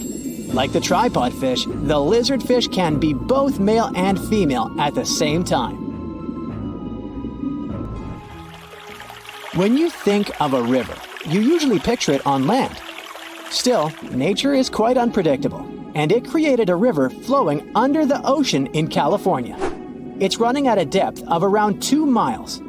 This river has everything that an ordinary river has: sunken logs, trees, and rocks. And despite its uniqueness, it's not the only one in the world. There are also others in the Amazon and Greenland. A terrifying creature was discovered near Angola's coast by a remote operating vehicle. It looks like it doesn't have a head or a body. It was sitting at a depth of around 4,350 feet below the surface. After doing research, scientists concluded it wasn't anything from a sci-fi movie. It was just a cluster of siphonophores stuck together. In 2015, some random guy was diving in Caesarea, and something shiny caught his eye. He reached out, grabbed it, and realized it was a gold coin. After that, he examined the bottom and found out that there were many more. He reported the incident to the local authorities, and they concluded that he had found Arabic treasure. The coins were made of solid 24-karat gold and were a few thousand years old, but due to the perfect salinity and temperature, they looked brand new. The coins belonged to a ship carrying cargo. It was caught up in a storm and unfortunately sank. One of the weirdest things ever discovered was found in the Baltic Sea. It's an anomaly that looks as if it was created by a different civilization. It was discovered by Swedish researchers, and they basically had no idea what it was. They had to ask tons of other scientists for their opinions. When you look at this formation from above, it's 200 feet long and looks exactly like a fallen spaceship. It's hard to believe that it's a natural formation, but spoiler alert, it's totally made by nature because the Baltic Sea has gone through many erosions throughout history. Most likely, the bizarre formation is the result of these processes. A group of divers in Madagascar were shocked when they found this 7-foot monstrosity of a knife on the seafloor. The speculation started immediately, and many said that the knife was from some giants that had fought megalodons and lived on Earth thousands and thousands of years ago. That could make a nice story, but the knife is most likely a movie prop that was lost at sea. One of the ocean's most bizarre animals is the frilled shark. It's believed that this fish is the reason for all those sea serpent stories that sea explorers of the past wrote about. These animals live pretty deep in the ocean, but sometimes they can be seen in shallow waters. It's super rare, but possible. The frilled shark has a big mouth sporting around 300 teeth. It also has a long body that looks like a lizard's, and it is truly a unique species of shark. Its prey can be half of its size because this shark's stomach is like that of a snake, and it can swallow huge fish or crustaceans. Spotting a few worms in your garden is no big deal, but after seeing a 26-foot long one in the ocean, you will make your wetsuit a little wetter. This worm is super rare, and it's completely harmless to humans. It's actually not a giant worm. It's a cluster of zooids that are stuck together in a worm-shaped formation. They usually only eat plankton, bacteria, and other tiny things that can be found in the ocean. Probably the scariest thing in the ocean that is 100% real is the magna pinna, which can be found at crazy depths of 20,000 feet below the surface. This monster looks like an underwater Slender Man, but it's just a squid with really long tentacles that can reach a terrifying size of 8 feet. This guy has only been seen a few times, and basically, we don't know much about this creature so far. Well, hey there. We dive back in time and into the oceans over 500 million years ago. Just, because we can. Whoa, watch out! It's not megalodon or giant sea reptiles you need to look out for here. It's a bizarre, unearthly-looking creature called Anomalocaris. The name means unlike any other shrimp, and I think you'll agree, it looks like a nightmarish cross between a shrimp and a modern-day centipede. 2 tentacles protruding from its face, each lined with razor-sharp teeth. Oh yeah, and this thing was about the size of your leg. With a wave-like movement of the flaps on each side of its body, it was graceful for a terrifying creature. It was also more advanced than any other life on this planet at the time. Especially those huge eyes. You have only one lens in each of yours. This giant shrimp had 16,000. That's 4 times more than a common housefly. And you know how good their vision is. Good enough to dodge that swatter every time. All this allowed Annie to become one of the first animals on this planet to feed on others. Yep, here it is. Earth's first hunter. Its favorite meal? Trilobites. Hey, try a bite. Those are the ancient ancestors of crabs. Some of their fossils have marks on them in the same shape as the monster shrimp's mouthparts. Terrors of the past like this got to be so giant thanks to more oxygen in the atmosphere. A perfect example of this, Meganeuropsis. Imagine a dragonfly. Now make it as big as a cat, and with a wingspan longer than your arm. Megan, the monster-sized dragonfly, could easily grab other insects or even small animals, and she ruled the air with quick movements. Back then, there were still no large birds or other airborne enemies for this behemoth bug, so it was safe and free to grow as large as this planet would allow. Piranhas of the past were also jumbo-sized. Mega piranha was about 3 times the size of the river terrors we have today. Its bite force was about the same as a tiger's, and those striped kitties bite down 2 times harder than lions. That means it probably not only dined on other fish and any land creatures that, got too close to the water, but it could also easily crunch down on large turtles and other unlucky shelled creatures. And fun fact, modern-day piranhas bark like dogs when they're about to enter a confrontation. It actually sounds more like a frog's ribbit. But makes you wonder, what did this mega-sized ancient cousin sound like? A bear roaring? How about giant sea scorpions the size of your bed? Go back about 460 million years, and you'd see them swimming under you. And watch out for that tail.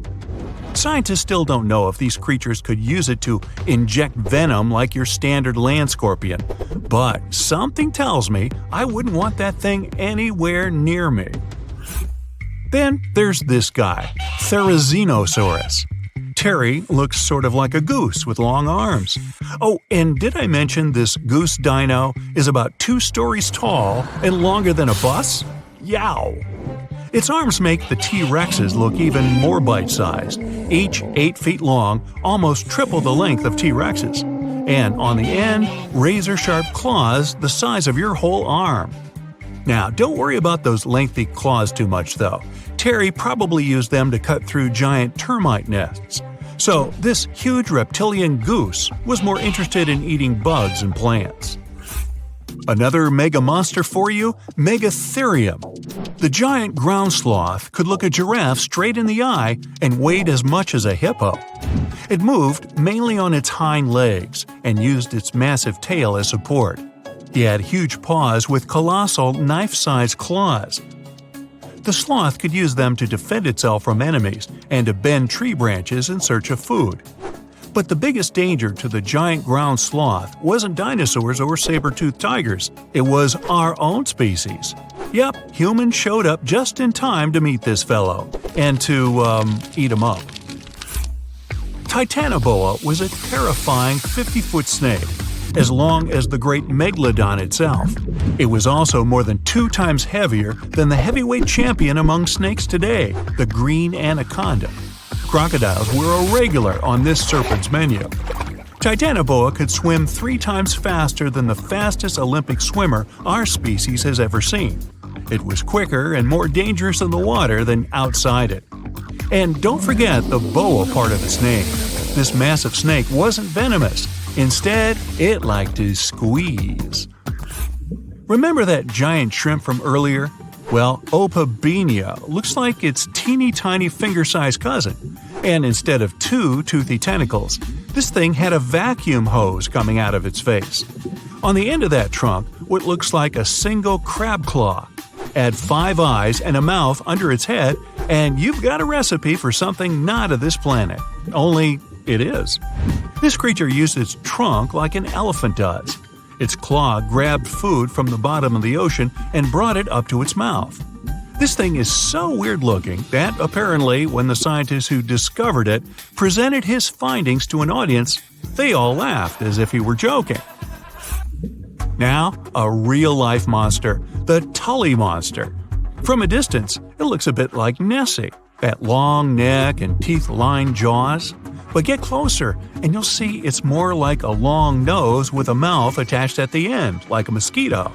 Its eyes are further back, sticking out of tubes all snail-like.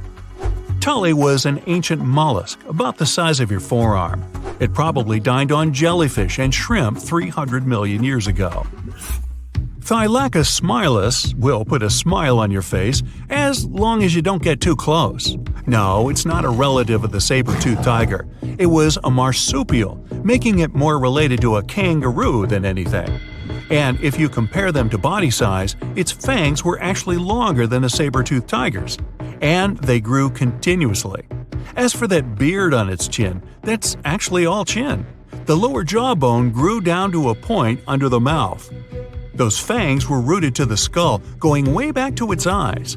When the mouth was closed, that bony beard protected the long, sharp teeth from breakage. Staganapolis, not to be confused with Minneapolis, might look like a big crocodile with a squished-in snout, but it was mostly harmless. Its small head and very few teeth meant the reptile didn't have much to work with when protecting itself. That's what all those armored scales were for, and no need for huge fangs or long rows of razor-sharp teeth when you're a plant eater.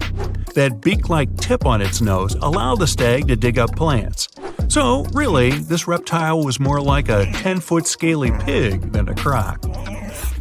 Basilosaurus was a type of ancient whale that lived on our planet about 45 million years ago.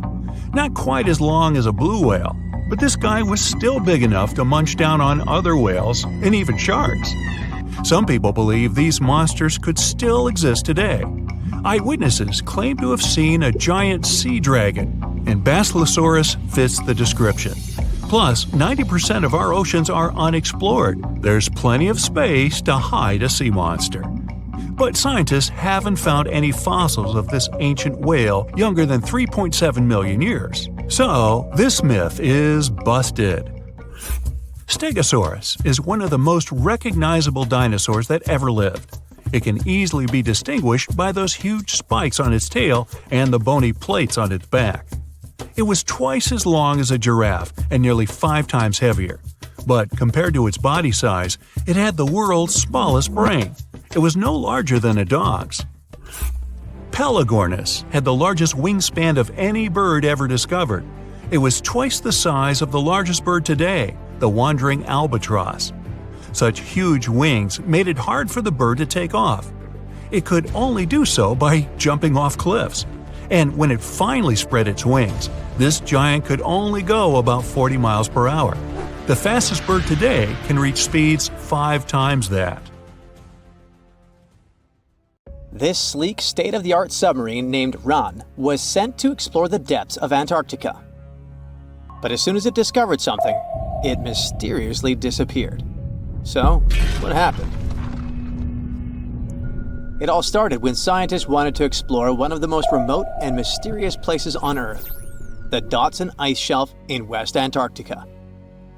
This ice shelf, silent giant, stretches 30 miles wide. That's almost the length of New York City. It stands between 2 icy promontories, the Martin and Bear Peninsulas, and it hides an entire world of geological mysteries. If you think that Antarctica is nothing but a desert of super thick snow and ice, you're wrong. There are entire landscapes hidden deep down there.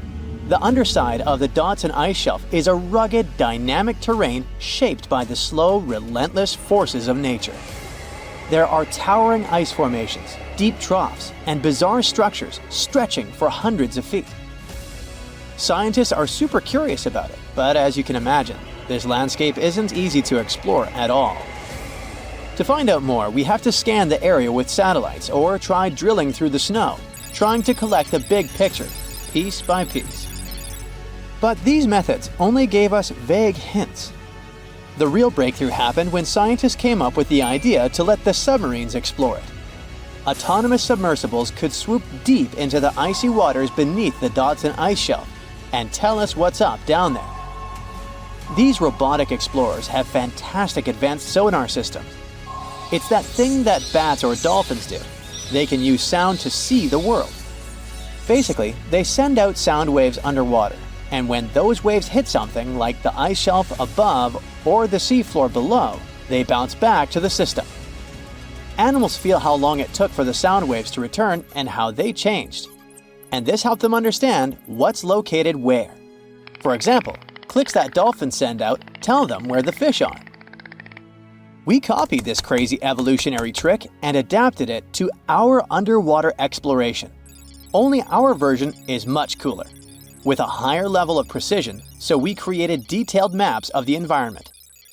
The Rand submarine was one of those robotic explorers. It was named after the Norse deity of the sea. Ran had been meticulously programmed to navigate a treacherous landscape of Antarctica. But even with all this training, its journey led to an unexpected and eerie end. In 2019, Ran was sent to explore the depths beneath the Dodson ice shelf. It was a hero, the first one to go on a mission like this. The team said it was like seeing the other side of the moon. For 27 straight days, it worked tirelessly. It traveled over 620 miles beneath the thick ice. That's like a journey from Paris to Berlin. Ran went further and deeper than anyone could have imagined. At one point, it reached over 10 miles into the glacier's belly, and what it discovered down there was astonishing. Scientists thought there would be some smooth, uniform ice surfaces, but Ran revealed an underside marked by huge cracks, ridges. There were formations that looked like sand dunes, frozen in time. And finally, it found some mysterious swirling and teardrop-shaped patterns. They all looked more like art than geology. This actually tells the story of ice shelves and the ocean around it. Warm water sneaks in under the ice and melts it from below. Sometimes it smooths the ice out, but other times it carves out these weird, uneven shapes that look like patterns and drawings. And some of these shapes are huge, over 1,300 feet long. That's about 3.5 football fields. The reason why they look like swirling doodles is because the Earth spins. It makes the water turn in special ways, bending the shapes and drawing these spirals. It's called the Coriolis effect. Imagine you were on a merry-go-round and tried to throw something like a ball. It would go in a curve, not a straight line. Same thing happens with the water on Earth. Later, scientists found similar patterns in other Antarctic ice shelves, though they weren't as epic as the ones under Dodson. But Ran also discovered something horrifying. Turns out that these warm waters, aside from being great artists, are also a huge danger. The Dodson ice shelf isn't just hanging out serenely on the sea. It's part of a very delicate system and acts as a protective barrier that holds back huge glaciers in West Antarctica. The ice shelf is floating on the ocean, but it's still connected to the land. As warm water sneaks underneath it and the ice melts, the Dodson can't hold on to the land as tightly anymore. The protective barrier starts to weaken, and this lets the glaciers behind it move faster into the ocean. When those glaciers flow into the sea, they add more water, which could cause sea levels to rise, eventually changing our coastlines. Ran stumbled upon huge pockets where the ice was melting at alarming rates, all due to powerful underwater currents. It was like seeing a ticking clock on the glacier. The stakes were high, but luckily the submarine was ready. This time, it managed to return. And then, it worked for 5 more years, helping scientists with tons of useful data. The missions were daunting. There could be periods where Ran slipped into the pitch-black cavity beneath the glaciers, spending 24 hours without communication. But it was mapping every peak and every valley. It gained experience from over 40 missions below ice. Then, in early 2024, Ran went on a mission to the Thwaites Glacier. The mission was bold from the start. This place is also ominously referred to as the Doomsday Glacier. It's called that because it's slowly melting and has the potential to raise sea levels worldwide if it collapses, causing catastrophes everywhere. That's why RAN was dispatched to explore its underbelly, a place that had never been mapped so intricately before. The idea was to uncover the glacier's secrets, study how rapidly it was melting and why. This was RAN's second time exploring Thwaites. During the previous visit, it became the first sub to ever map the glacier's underside. RAN was exploring the depths from 650 feet to 1,650 feet. It sent a lot of data about how the Doomsday Glacier was slowly melting due to warm ocean currents. But while venturing into these icy depths, something went wrong.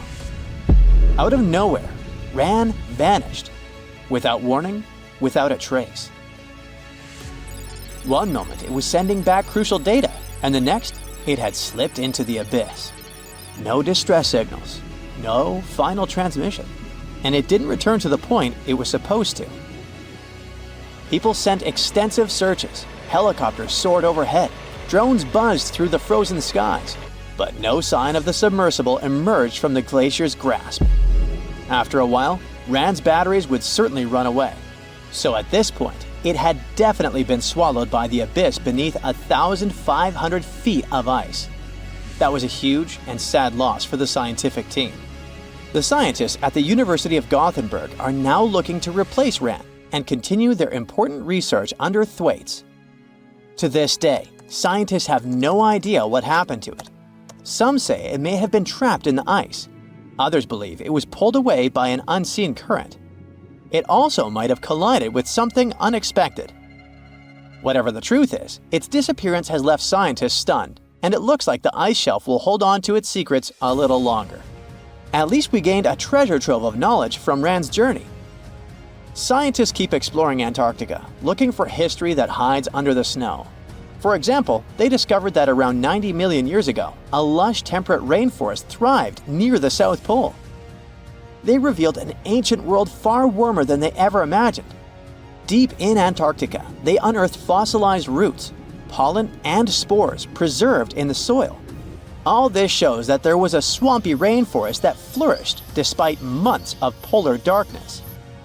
All these discoveries changed our understanding of Earth's climate, both in the past and the future. Think you know what lurks in the depths of the ocean? While nearly 95% of our oceans haven't been explored yet, it's hard not to let your imagination run wild. But thanks to brave explorers, deep-sea cameras, and awesome archaeologists, we do know about some pretty incredible sea creatures living in our waters today, and millions of years ago. From the 9-foot spider crab to the 60-foot prehistoric megalodon, these sea dwellers come in all shapes and sizes. But let's focus on sea creatures famous for their huge size. Can you guess which living species of whale is the largest? Well, it's not the orca, but that's a good guess. The orca is a toothed whale that can grow to anywhere from 23 feet to 32 feet, which is slightly smaller than a school bus. How about the narwhal? Nope, they're not the biggest either. These unicorns of the sea live mainly in Arctic waters and only grow 13 feet to 20 feet in length. And that's including their 9-foot tusk. Tired of guessing? Okay, I give in. The largest whale that still exists today is the blue whale. At a jaw-dropping 82 feet to 105 feet, the blue whale is not only the biggest whale we know of, but is currently the largest animal to have ever lived on Earth. Seriously. These animals are bigger than a T-Rex, and even the prehistoric megalodon. If you were to put a blue whale next to a school bus, it would look like it could swallow it. Think about that. According to National Geographic, a blue whale's tongue can weigh the same as an elephant. And their hearts can weigh as much as a car. That doesn't even sound possible. It's no wonder these giants need to eat about 4 tons of krill every day. While there aren't too many animals living today that can compete with the blue whale's epic proportions, there is an entirely different species that is a good contender, and it's not quite what you would expect. It's a jellyfish. No, I'm not talking about the little jellyfish that wash up on the shore and ruin a perfectly good day at the beach. I'm referring to the lion's mane jellyfish, the biggest jellyfish around. This invertebrate can grow up to 120 feet long. They also come in different gorgeous colors like red, purple, or even shades of orange. As if their length wasn't impressive, the lion's mane jellyfish boast a whopping 8 sets of 70 to 150 tentacles. That means they can have up to 1,200 in total. And here's the giant oceanic manta ray, the largest type of ray in the world. Their wingspan can be longer than a bus. These guys can reach 30 feet in length. They also have the biggest brain compared to body size among all fish. Unlike their stingray cousins, mantas don't have venomous tails. And while the lion's mane jellyfish and the blue whale are yet to be beaten for the longest sea creature, there is one marine creature that can grow even larger in length. The Portuguese Physalia physalis, tentacles and all, can reach a length of 165 feet long, and that's according to mentalfloss.com. While this thing may look a lot like a jellyfish, it's actually known as a siphonophore, and there are hundreds and sometimes thousands of them that are genetically identical. Their long tentacles help the organism catch prey, and its sting is fatal to most animals, even humans in some cases. What's even creepier is that if one of the tentacles comes off the organism for whatever reason, it can float around the water for days before decomposing. Even if it's detached, this tentacle can still sting you. But don't go running out of the ocean just yet. Your chances of being hurt by a Portuguese Physalia physalis sting are pretty slim. However, if you do get stung, the side effects aren't pretty, with welts, stomach cramps, an elevated heart rate, and an upset stomach. While you don't want to go anywhere near these long creatures, they sure are pretty to look at. Check out all those colors. The Shastosaurus is the biggest marine reptile that has ever existed. These predators lived during the late Triassic period, about 210 million years ago. These amazing giants could reach lengths of up to 69 feet and weighed more than 75 tons. This made the Shastosaurus as heavy as a blue whale.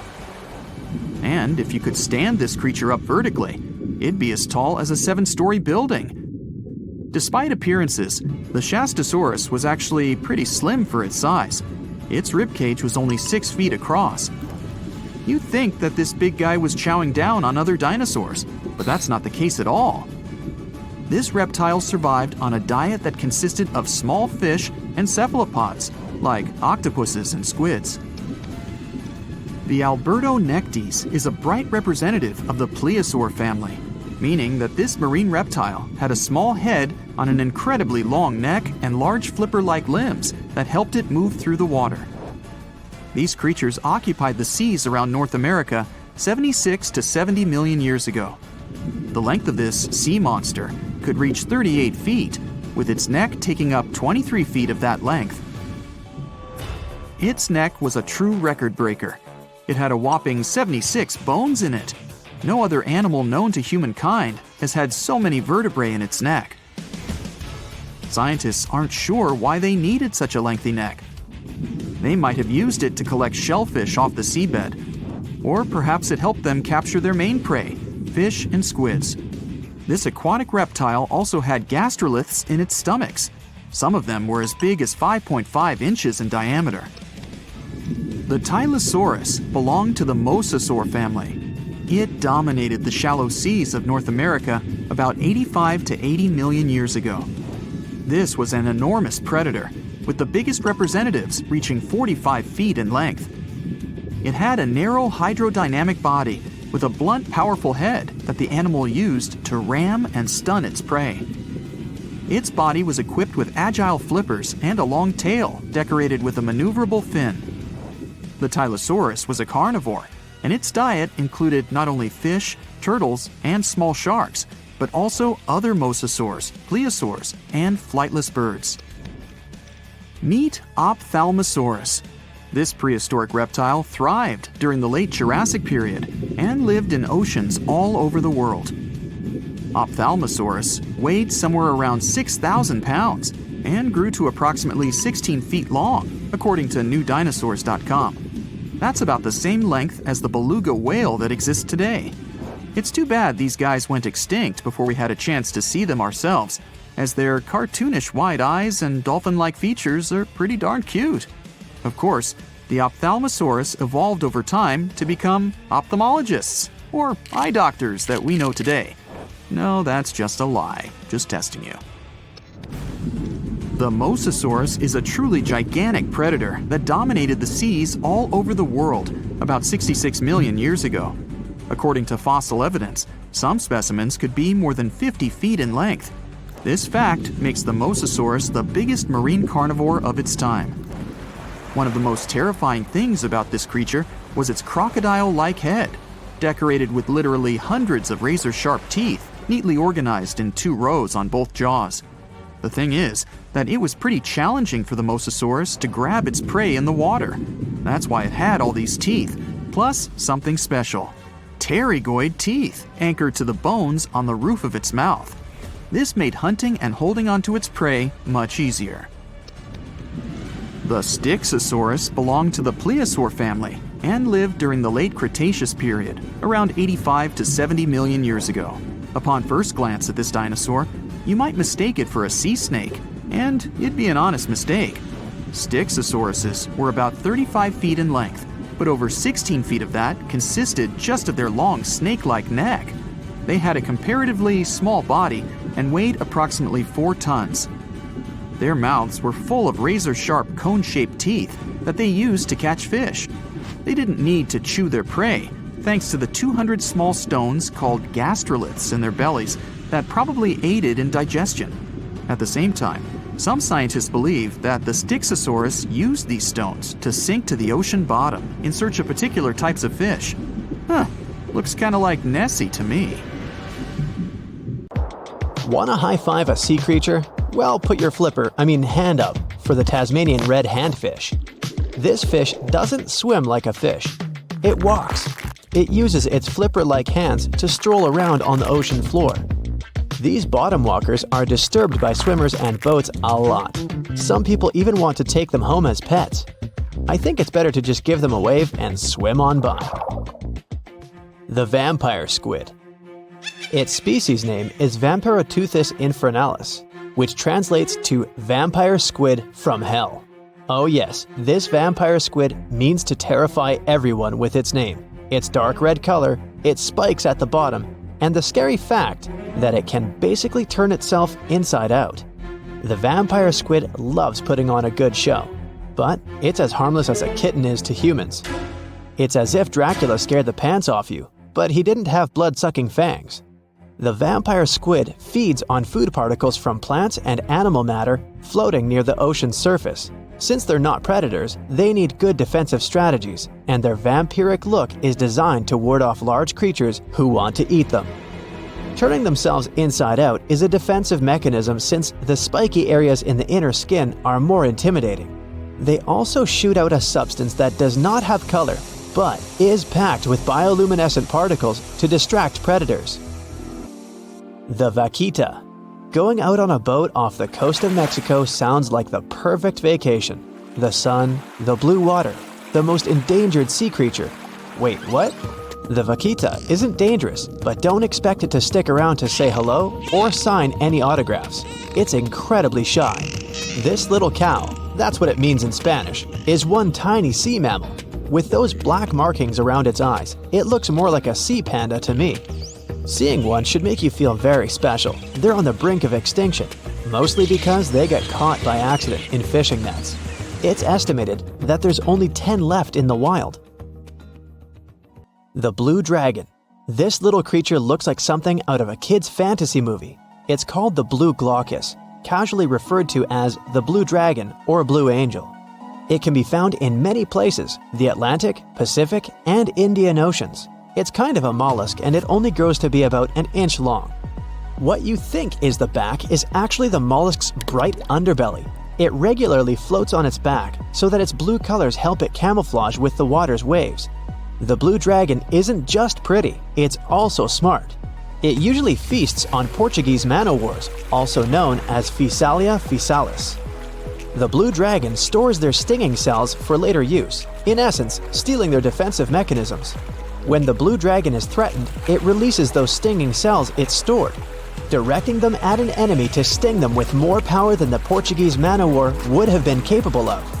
As they can store a huge amount of stinging cells, they can be a threat to humans. So, if you find one, don't pick it up. It's best to admire it from a distance. The barrel-eye fish.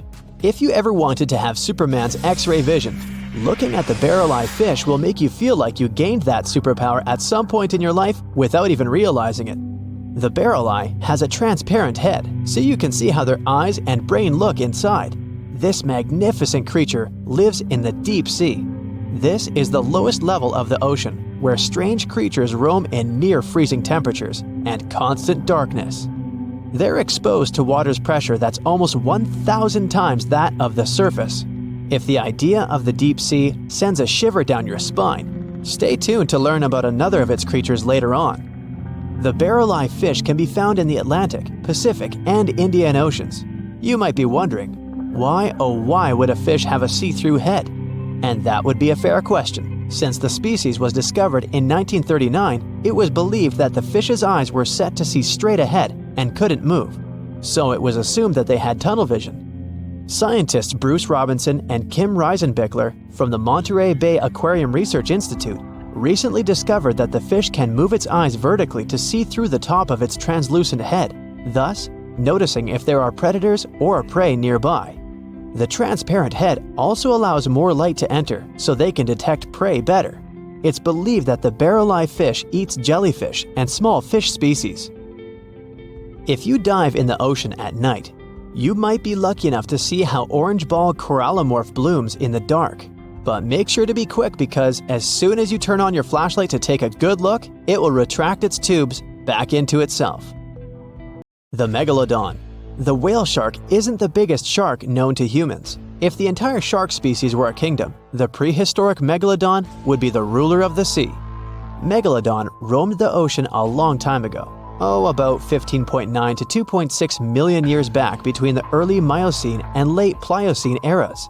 While they've long been extinct, people are still amazed to learn about these gigantic sea beasts. Megalodon could reach anywhere between 45 feet to 60 feet in length with jaws more than 6 feet wide.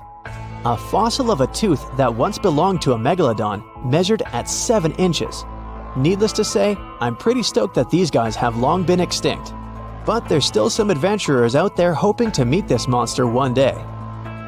The Dumbo octopus. This adorable creature, or creepy creature, or however you want to see it, is officially called Grimpoteuthis. More casually, it's referred to as the Dumbo octopus, named after the Disney character. Though Dumbo, the elephant, not the octopus, was teased for his big ears, it's highly unlikely that this adorable octopus gets teased by its water neighbors. They are the deepest living octopuses, living in the deep sea, and you know how scary that place is. They're only about 8 inches tall and spend their days hovering just above the seafloor eating snails, worms, and other food they find in the current or near ocean vents. There are nearly 17 species of Dumbo octopus, and they all have differences in height, color, and body parts. If you can't get enough strange animals, you'll be glad to learn that the deep sea has barely been explored by humans. So keep an eye out. There are bound to be more fascinating animals discovered in the deep in the future.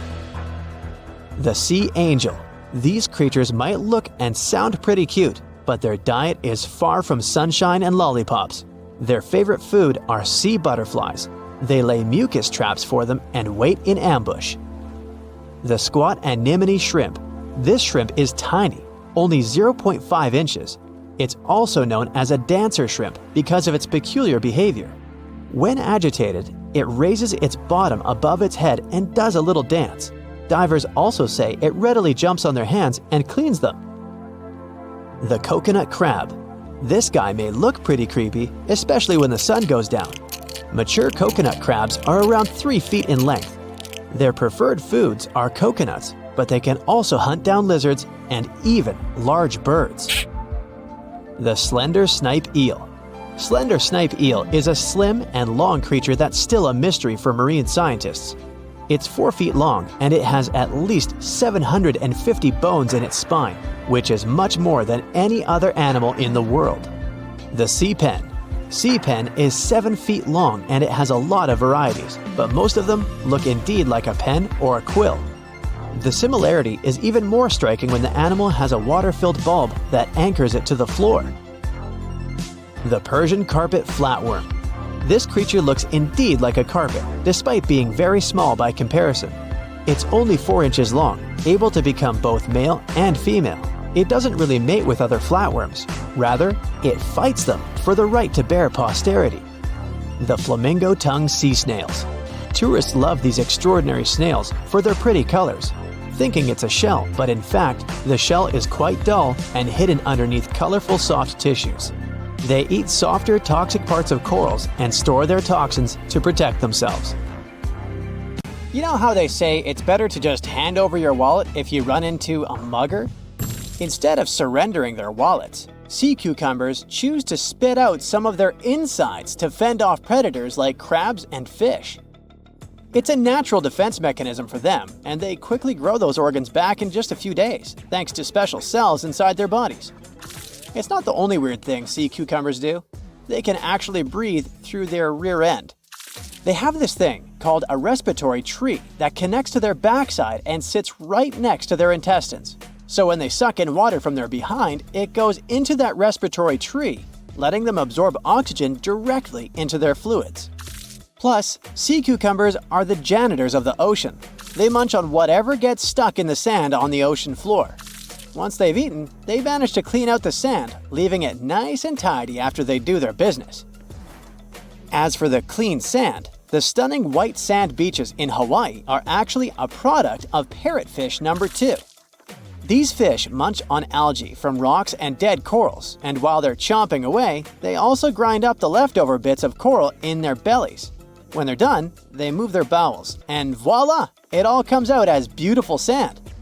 Not only do they play a vital role in keeping the coral reef ecosystem healthy, but they can churn out hundreds of pounds of this white sand every year. Marine animals are seriously impressive when it comes to holding their breath. Just look at sperm whales and elephant seals. They can stay underwater for a mind-blowing 2 hours. Then there's the Cuvier's beaked whale, which holds the crazy record at almost 4 hours underwater. When you compare that to the human record of 24 minutes and 37 seconds held by pro diver Budimir Shobat, it seems pretty insignificant. But what's the marine animal's secret that helps them excel humans this much? Unlike us, these sea creatures have a ton of hemoglobin and myoglobin in their blood and muscles, allowing them to store way more oxygen. When their oxygen runs low, myoglobin steps up and releases even more. Plus, they can tolerate higher levels of CO2, so they don't feel the need to breathe as quickly. There's even a study that found their myoglobin molecules have a unique charge that keeps them from sticking together, which boosts oxygen storage. And on top of all that, they can slow down their heart rate and restrict blood flow to hang out underwater even longer. Rumor has it that about 540 million years ago, a meteor loaded with frozen octopus eggs smashed into Earth. Sounds like a delirium, but some scientists are entertaining a very questionable idea that octopuses and their cephalopod buddies, like squids and cuttlefish, might actually have some extraterrestrial origins. The thing is, cephalopods have extraordinary DNA that doesn't look like any other DNA on our planet. They've got around 33,000 protein-coding genes in their genome, which is way more than what we humans have. A recent study suggests that their evolutionary story shows some odd traits that might hint at a connection to space, like they could be from some super far-off past, or even the future. The researchers went as far as to claim that modern octopuses could be the descendants of these frozen creatures that hitched a ride on comets and splashed down in our oceans. And why octopuses? Well, they really stand out in the animal kingdom. They can use different tools to build their own houses, and they can even solve everyday problems independently of their brain, as 2/3 of an octopus's neurons are in its arms. These traits seem to have just appeared out of nowhere during evolution. They even tossed around another quirky theory. What if an extraterrestrial virus crashed into early squid populations and gave them a crazy boost in evolution, turning them into the octopuses we know today? Anyways, these are just fun speculations without any hard proof. Now, this funky object is an animal, not a rock. It's called sand dollar. Just look at the shape of its shell. Once sand dollars are exposed to the sun, their shells lose their soft, spiny covering and become bleached white. Back in the day, beachcombers thought these shells looked a lot like big silver coins, kind of like the old Spanish dollar that was about the same size. But if you prefer, you can call them sand cakes instead. These quirky creatures have tiny spines on their surface, and they glide along the ocean floor. They use small tube feet that line the grooves on their underside to grab bits of food like plankton and algae, which they then send to their mouths. Inside, they have 5 triangular teeth that help them munch on their meals. In some Georgia folklore, sand dollars are said to represent coins lost by mermaids. Sand dollars have a unique talent for cloning themselves. They can do this for a bunch of reasons, like when a predator comes around. Some species of sand dollar larvae can actually split in half as a defense mechanism. It takes about 24 hours for them to clone themselves, and the new larvae end up being about 2/3 smaller than the original, which helps them hide from danger. Wait, is that a giant sea hot dog racing through the ocean? Sorta. Some scientists have joked that sperm whales seriously resemble enormous hot dogs. These massive creatures can take quick naps, standing up for about 10 to 15 minutes.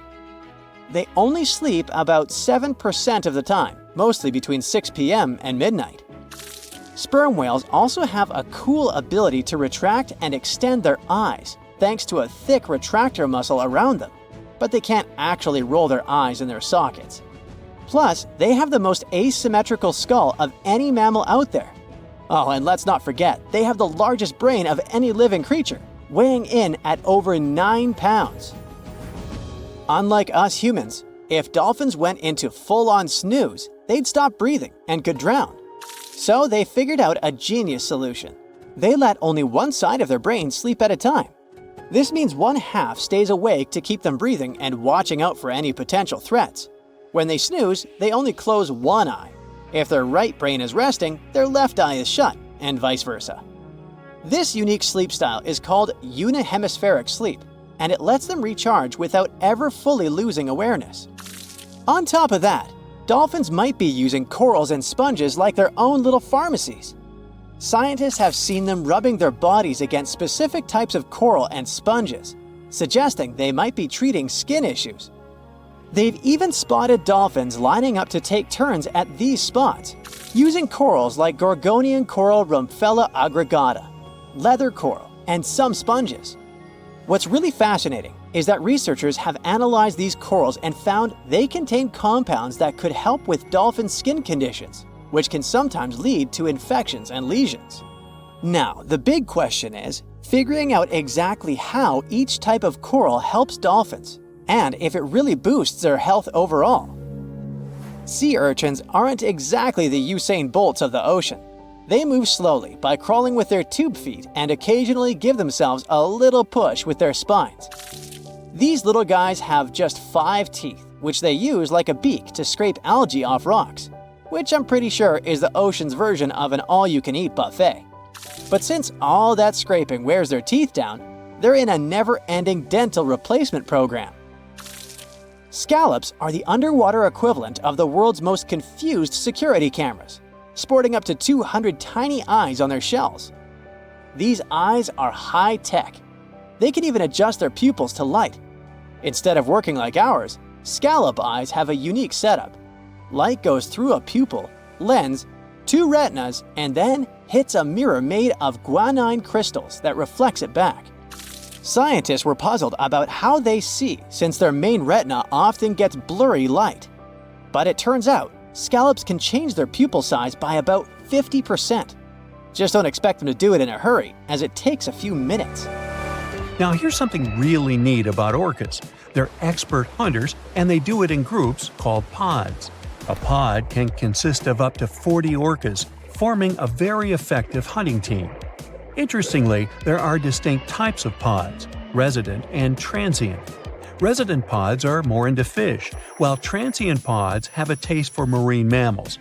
But no matter what type of pod they belong to, all orcas have one thing in common: they are master collaborators. They work together using smart hunting techniques that are often compared to the teamwork of wolf packs. Almost 95% of jellyfish's body is made of water. For comparison, the human body is 60% water. It's probably not a surprise since jellyfish don't have a heart, blood, eyes, or brain. The other 5% of their body weight is proteins, muscles, and nerve cells. Jellyfish have been around for more than 500 million years. This makes them older than dinosaurs. These creatures haven't changed much, and today's jellyfish are pretty much like their ancestors. Electric eels have small eyes that are not so effective in environments with no light, so they mostly rely on their electric organs. Those consist of 6,000 cells. Eels use them to stow power, similar to batteries. These creatures use electricity like bats use their radars or dolphins their sonar. An eel can also produce enough electricity to power a panel of light bulbs. There's a small tropical archer fish that can learn to recognize human faces. This fish has an interesting ability to spit small jets of water from its mouth. Researchers showed the fish the image of two different faces placed side by side. One was unknown and the other was familiar. The fish was supposed to spit water at the familiar one. The creature took the right guess more than 80% of the time. There's such a thing as a sea unicorn. That's an animal called the narwhal. Its horn is actually a tooth that can grow up to 10 feet long. Manatees, also known as sea cows, are distant relatives of elephants. Their weight can go up to 1,000 pounds. These creatures are vegetarian and need to eat around 10% of their total weight on a daily basis. That's lots of sea salad. In some cases, manatees share space with alligators, but they get along pretty well. You can even find a photo from Florida where an alligator rides a manatee's back. Frogfish have special fins that help these creatures walk along the sand. They're very useful in shallow waters.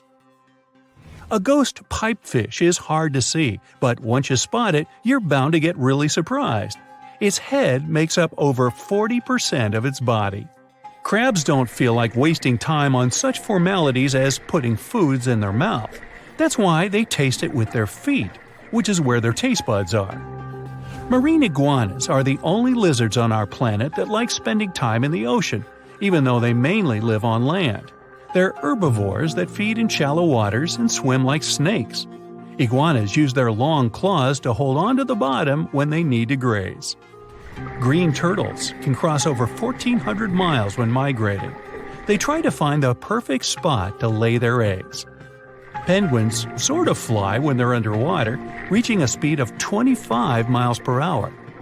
More than 5 million years ago, I've heard, I wasn't around then, deep sea worms and humans had a common ancestor. So we still share 70% of our genes with these creatures, and with sea stars, squid, and octopuses. Now, octopuses are in fact incredibly old. The oldest known fossil belongs to an animal that lived almost 300 million years ago. FYI, this is before our dinosaur buddies roamed the Earth. Wait, there's more! Octopus arms have a mind of their own. That's because 2/3 of their neurons lie in their arms, not in their heads. This means that their arms can problem solve how to open a shellfish, while their owner is worried about other stuff entirely. Talk about ninja-level multitasking. Oh, and like other animals, such as chimpanzees and dolphins, octopuses have proven to be good at maneuvering tools, like picking up old shells and using them as a temporary home. Now, of course, the most intelligent animals on our planet are humans, according to humans. But we don't seem to give pigs enough credit. Pigs are so smart they can play video games. No, not Minecraft. But in a recent academic study, scientists had 4 pigs play a joystick game. They had to manipulate the stick so that the moving ball would hit the wall and then they would get a treat. All 4 pigs did great in the test, which was surprising even to the scientists. Now, pigeons also aced an impressive test. They were trained to differentiate a Picasso painting from a Monet one, which they had no trouble learning. Then they were able to apply this knowledge, identifying works of art they had not previously seen, meaning they really understood the difference between each painter. Poor things are always seen as a nuisance. Now, if we placed kangaroos in an Animal's Most Amazing Ability contest, they'd win. It's mainly because they break the four-legged rule. A special species of kangaroo, the red kangaroo, uses its tail to help propel it forward. Now, visually, it has 4 limbs, but in practice, it uses 5. They're biologically built to use their tail as a 5th limb, since it's packed with articulated vertebrae and thick muscles. Of course, it had to be an Australian animal. Deep within the Sahara Desert, you'll find a little creature known as the fennec fox. This huge-eared animal adapted perfectly to survive in its hostile environment. The huge ears help them to dissipate the unbearable heat of the desert, as well as help them to hunt for underground prey. Now meet this guy. Unlike what its name might suggest, the red panda is closer to a raccoon than it is to a giant panda. You'll find a lot of these cat-sized creatures in the Himalayan region, hopping from tree to tree and bundled together trying to keep warm in the harsh weather. They're gentle and friendly like their big panda cousins, and occasionally enjoy eating some bamboo sticks. And then there are bees. Compared to humans, bees' brains are the size of pinheads, yet they are capable of astounding things. Let's say a bee is running low on energy after a long search flight. This bee desperately needs a drop of honey in order to continue flying, but smartly enough, she doesn't need to go back to the hive to recharge. She can ask a fellow beehive mate for a drop of honey directly from this other bee's stomach and continue flying. This type of decentralized system allows them to build highly effective societies, one that bees don't need to push through the queues in front of the honey cells, for example. Every year in the winter, great white sharks that live along the California coastline disappear. It feels as if they take a vacation for 30 to 40 days. The animals go to a point halfway between Hawaii and Mexico. They might do it to get some food, relax, or hang out with their buddies from other areas. The spot is now called the Whale Shark Cafe. Some types of sharks, like makos, whale sharks, or white sharks, breathe in a very specific way. It requires them to swim all the time. They also need to move quickly and with their mouth open. This way, the oxygen can enter and reach their gills. Sea sponges are some of the most primitive animals. They're immobile, don't have a mouth, eyes, bones, brain, heart, lungs, or any other organ whatsoever. And still, they're alive. There's such a thing as a sea unicorn. That's an animal called the narwhal. Its horn is actually a tooth that can grow up to 10 feet long. Manatees, also known as sea cows, are distant relatives of elephants. Their weight can go up to 1,000 pounds.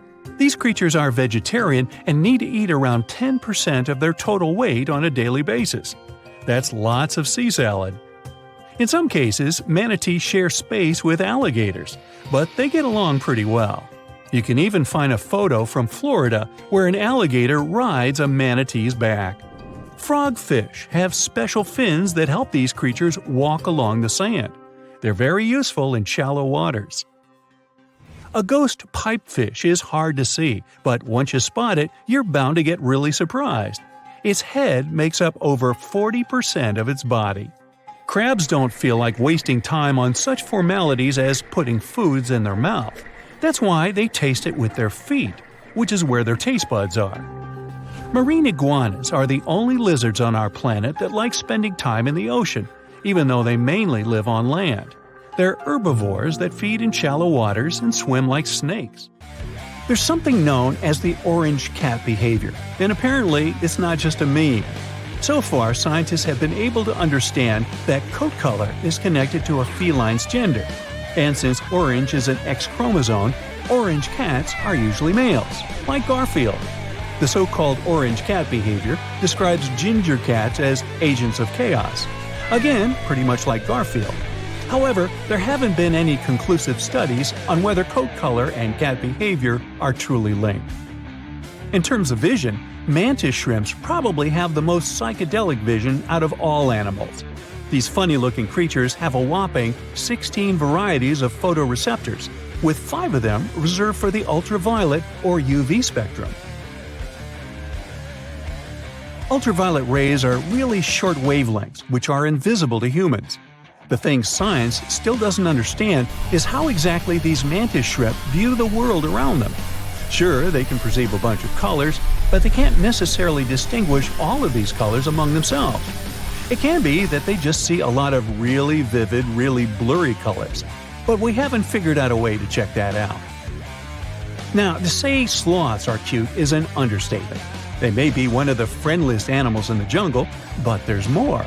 If you look closely at their fur coat, you'll notice hints of green. These greeneries are actually tiny little algae that grow alongside sloths. They help sloths to camouflage better in the jungle, but they also nurture them. The little cracks inside a sloth's fur create the perfect environment for algae reproduction, and scientists have found species of algae that don't exist anywhere else in the world. They do get by with a little help from their friends. Deep within the Sahara Desert, you'll find a little creature known as the fennec fox. This huge-eared animal adapted perfectly to survive in its hostile environment. The huge ears help them to dissipate the unbearable heat of the desert, as well as help them to hunt for underground prey. Lions, dogs, cats, all these mammals sleep in pretty comfortable positions. But not whales. They look like giant floating loaves of bread, which is a scene one diver accidentally came across in the Caribbean Sea. 6 whales were just standing upright with their tails pointed down at a depth of about 65 feet below the surface. Scientists discovered that when sperm whales take a nap, they stay in this position for 10 to 15 minutes. They don't move or breathe. But these creatures spend only 7% of their time asleep, far less than other mammals. Usually, they either rest peacefully in the water or relax, slowly swimming next to other marine animals. When they're moving and sleeping at the same time, they're actually taking a nap. These animals can't go too deep and need to stay close to the surface. Great white sharks sleep and hunt at greater depths, which means one less thing to worry about when taking a quick nap. Plus, it gets pretty cold the deeper you go, and whales need warmer environments that can help them maintain the temperature of their large bodies. When alone, dolphins enter a stage of deep sleep. It usually happens at night and lasts for only a few hours at a time. While sleeping, the animal floats at the surface. It shuts down half of its brain, I can relate, together with the opposite eye. The other half is at a low alert level, awake and ready to react if some unwanted visitor comes closer. The part of the brain that is awake also sends signals when it's time to go up to the surface to take a breath of fresh air. Marine mammals have the blowhole. That's a flap of skin they can open and close whenever they want. People breathe automatically. Your body knows what it needs to do even when you're sleeping. But whales and dolphins have a voluntary breathing system. It means they need to consciously go to the surface to get some air. And one part of their brain needs to always be awake to inform the animal it's time to go up. Whales and dolphins can hold their breath way longer than other species. They also have a higher tolerance for carbon dioxide and can take in more air. Their red blood cells store more oxygen too. Whales and dolphins' blood goes only to those body parts that really need oxygen. If a whale only uses its brain, heart, fins, and some other muscles needed for swimming at the moment, those will also be the only body parts that will get the oxygen. Digestion or other functions can wait. The ocean is not a place where you can relax and peacefully fall asleep. While sleeping, fish reduce their activity. Their metabolism becomes slow. Some of them keep floating in the same spot. Others find a safer place among corals or in the mud. Early in life, dolphins learn to make a unique whistle that helps others from their pod to identify them. That means these specific whistles are their names, and dolphins do respond to them.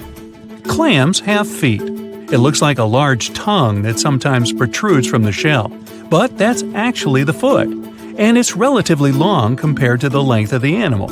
Clams use this limb to dig themselves in the sand. The blue whale is the largest living animal, and it's also larger than the majority of dinosaurs used to be.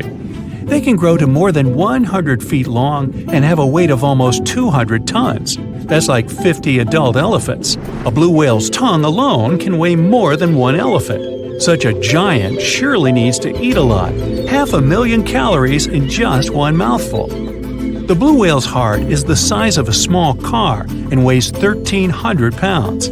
To move the blood through such a giant body, the heartbeats are so strong you can hear them even from 2 miles away. The heart of a whale beats only 8 to 10 times per minute. The whale is one of the loudest creatures out there. Its call can go up to 180 decibels, which is as loud as a jet plane. Almost 95% of jellyfish's body is made of water. For comparison, the human body is 60% water. It's probably not a surprise since jellyfish don't have a heart, blood, eyes, or brain. The other 5% of their body weight is proteins, muscles, and nerve cells. Jellyfish have been around for more than 500 million years. This makes them older than dinosaurs. These creatures haven't changed much, and today's jellyfish are pretty much like their ancestors. These creatures live in the ocean, but in 1991, more than 2,000 jellyfish polyps were taken into space. Scientists wanted to see how they would react in the environment with no gravity. The jellyfish reproduced and created 60,000 new polyps, but unfortunately, those couldn't function normally after getting back to Earth. One species of jellyfish can literally live forever. As it grows older, the critter goes down to the seafloor to become a polyp again, and that polyp turns into a new jellyfish with the same genetics. Greenland sharks can live 500 years. This is an animal with almost the longest lifespan among vertebrates. Sperm whales are sociable creatures. They spend their life surrounded by their family. These animals support one another and have close friends they remember well, even if they don't see each other for a long time. Electric eels have small eyes that are not so effective in environments with no light, so they mostly rely on their electric organs. Those consist of 6,000 cells. Eels use them to stow power, similar to batteries. These creatures use electricity like bats use their radars or dolphins their sonar. An eel can also produce enough electricity to power a panel of light bulbs. There's a small tropical archer fish that can learn to recognize human faces. This fish has an interesting ability to spit small jets of water from its mouth. Researchers showed the fish the image of 2 different faces placed side by side. One was unknown and the other was familiar. The fish was supposed to spit water at the familiar one. The creature took the right guess more than 80% of the time. Every year in the winter, great white sharks that live along the California coastline disappear. It feels as if they take a vacation for 30 to 40 days. The animals go to a point halfway between Hawaii and Mexico. They might do it to get some food, relax, or hang out with their buddies from other areas. The spot is now called the Whale Shark Cafe. Some types of sharks, like makos, whale sharks, or white sharks, breathe in a very specific way. It requires them to swim all the time. They also need to move quickly and with their mouth open. This way, the oxygen can enter and reach their gills. Sea sponges are some of the most primitive animals. They're immobile, don't have a mouth, eyes, bones, brain, heart, lungs, or any other organ whatsoever. And still, they're alive. There's such a thing as a sea unicorn. That's an animal called the narwhal. Its horn is actually a tooth that can grow up to 10 feet long. Manatees, also known as sea cows, are distant relatives of elephants. Their weight can go up to 1,000 pounds. These creatures are vegetarian and need to eat around 10% of their total weight on a daily basis. That's lots of sea salad. In some cases, manatees share space with alligators, but they get along pretty well. You can even find a photo from Florida where an alligator rides a manatee's back. Frogfish have special fins that help these creatures walk along the sand. They're very useful in shallow waters. A ghost pipefish is hard to see, but once you spot it, you're bound to get really surprised. Its head makes up over 40% of its body. Crabs don't feel like wasting time on such formalities as putting foods in their mouth. That's why they taste it with their feet, which is where their taste buds are. Marine iguanas are the only lizards on our planet that like spending time in the ocean, even though they mainly live on land. They're herbivores that feed in shallow waters and swim like snakes. Iguanas use their long claws to hold on to the bottom when they need to graze. Green turtles can cross over 1,400 miles when migrating. They try to find the perfect spot to lay their eggs. Penguins sort of fly when they're underwater, reaching a speed of 25 miles per hour. More than 5 million years ago, I've heard, I wasn't around then, deep-sea worms and humans had a common ancestor. So we still share 70% of our genes with these creatures, and with sea stars, squid, and octopuses. The ocean covers over 70% of our planet, and over 80% of it is unexplored. More than 1 million species live there. But there are not only animals, 3 million shipwrecks are lying all over the ocean floor, hiding mysterious stories. Many of them are yet to be discovered.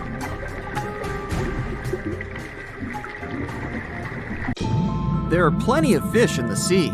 Some of them look totally like Nemo or Dory. Then there's the butterfly fish and fancy guppy, which is indeed really fancy. And then there's... what on earth is that? I would definitely not pay for a diving experience to see this guy. The anglerfish has the unofficial title of the ugliest animal in the world, but I wouldn't dare to break that news to it. There are more than 200 species of anglerfish currently swimming somewhere in the gloomy depths of the Atlantic and Antarctic Oceans, up to a mile below the surface. Some of them prefer different living conditions, the shallow tropical environments. Different kinds of anglerfish vary in shape and size, from the famous black sea devil to frogfish, monkfish, footballfish, goosefish, batfish, and sea toad. The larger ones can be half as long as a full-sized bed, but most are less than a foot long. Since the choice of meals where these guys live isn't that huge, they had to come up with a unique hunting strategy. They don't waste their priceless life energy on following prospective prey. Instead, they use a piece of dorsal spine that sticks above their mouths like a fishing pole, hence the name of the fish. There's a sac of bioluminescent bacteria that glows brightly in the dark at the end of that rod. The light lures prey, and all the anglerfish has to do is wait, and then enjoy its lunch delivered right to its mouth. Their bodies are pliable and huge, so they can easily swallow prey twice their size. Deep-sea anglerfish eat whatever they can find. Species that live in more shallow water aren't picky either, and can eat anything from shrimp to snails and small fish. Only female anglerfish have the cool fishing rod feature though. So what about their males? Finding a soulmate deep under the sea isn't that easy. I mean, literally, there's no light down there.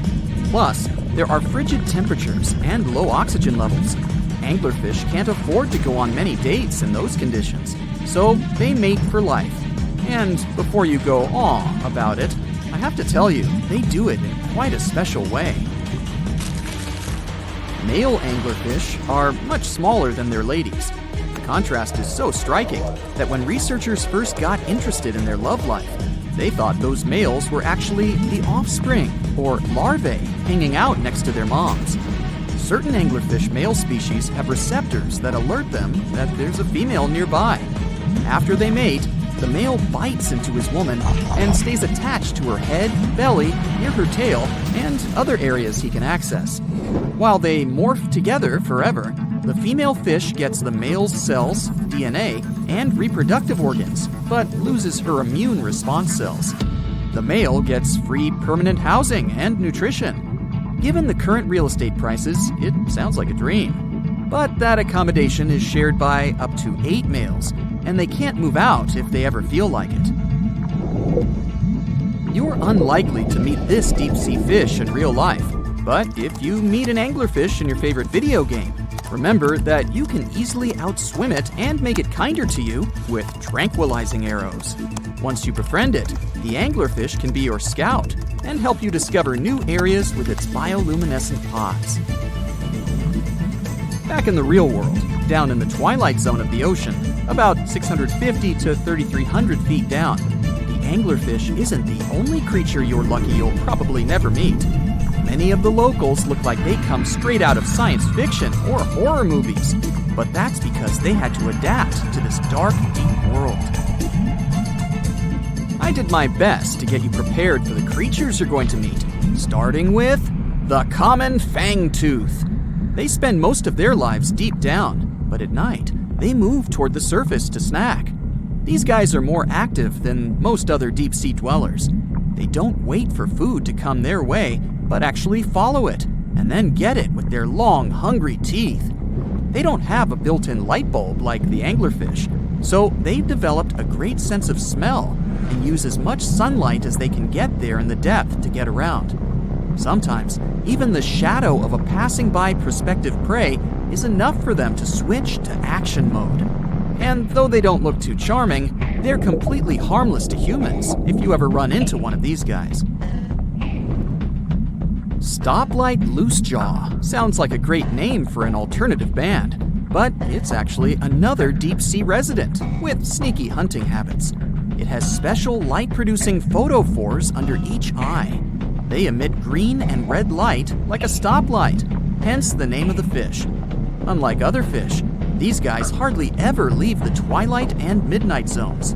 Their lower jaw is a quarter of the total body length, and the stoplight keeps it open all the time, hoping to get some lunch. It looks like a ferocious predator, but mostly prefers zooplankton with an occasional dessert of shrimp, krill, and fish.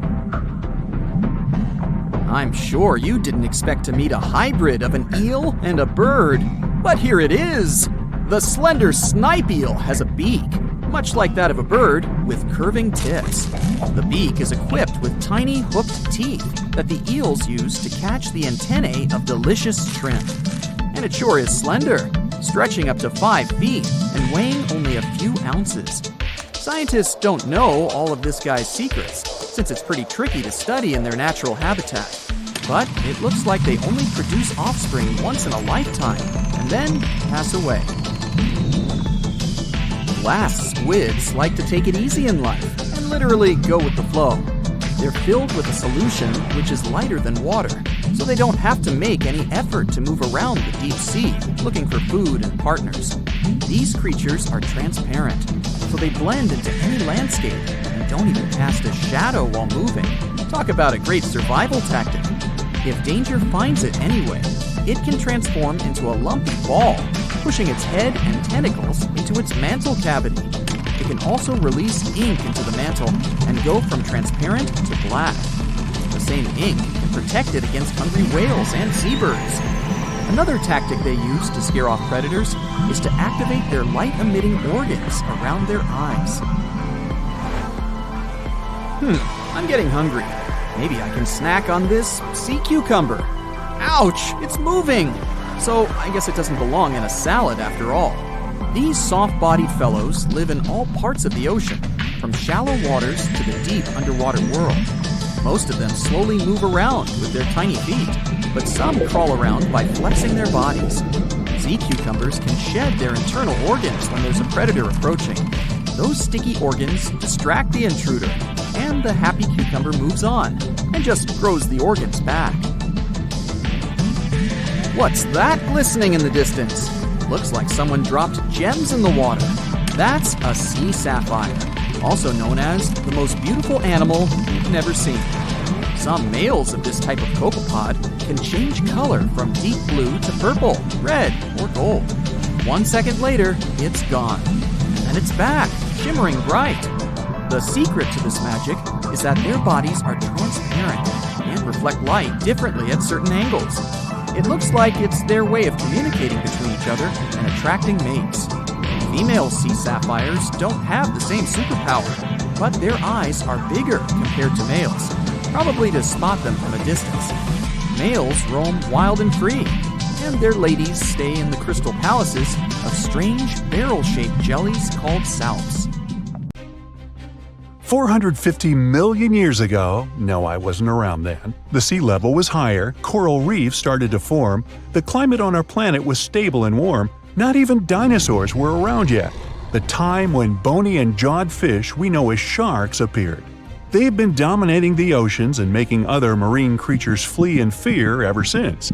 Many of them, like great white sharks, have evolved and adjusted to life in the open ocean as hunters with a pretty high position in the food chain. They're less diverse today than before. One of the reasons is the asteroid strike from the age of dinosaurs. After it reduced the number of shark species, only smaller and deep-water kinds that ate primarily fish survived. They started getting bigger over time.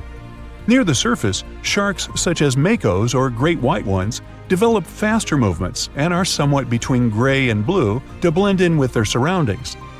The epaulet shark can even walk on the land. It can't take a walk on the beach because it can't breathe outside of the water, but it lives on coral flats in shallow tropical waters, so it can walk in kind of a crawling motion. But deep down below, there are mysterious, alien-looking, often huge shark species that didn't come to the surface, which is why they didn't need to adjust to the new environment and different conditions. They haven't changed a lot through time, so they're some living fossils. These creatures mostly don't have 5 gill slits, the most common number, but 6 or 7. It's because there's less oxygen the deeper you go in the ocean, so they need more gill slits. Sharks on the surface evolved to have fewer gill slits. 6-gill sharks are the most primitive sharks we have today.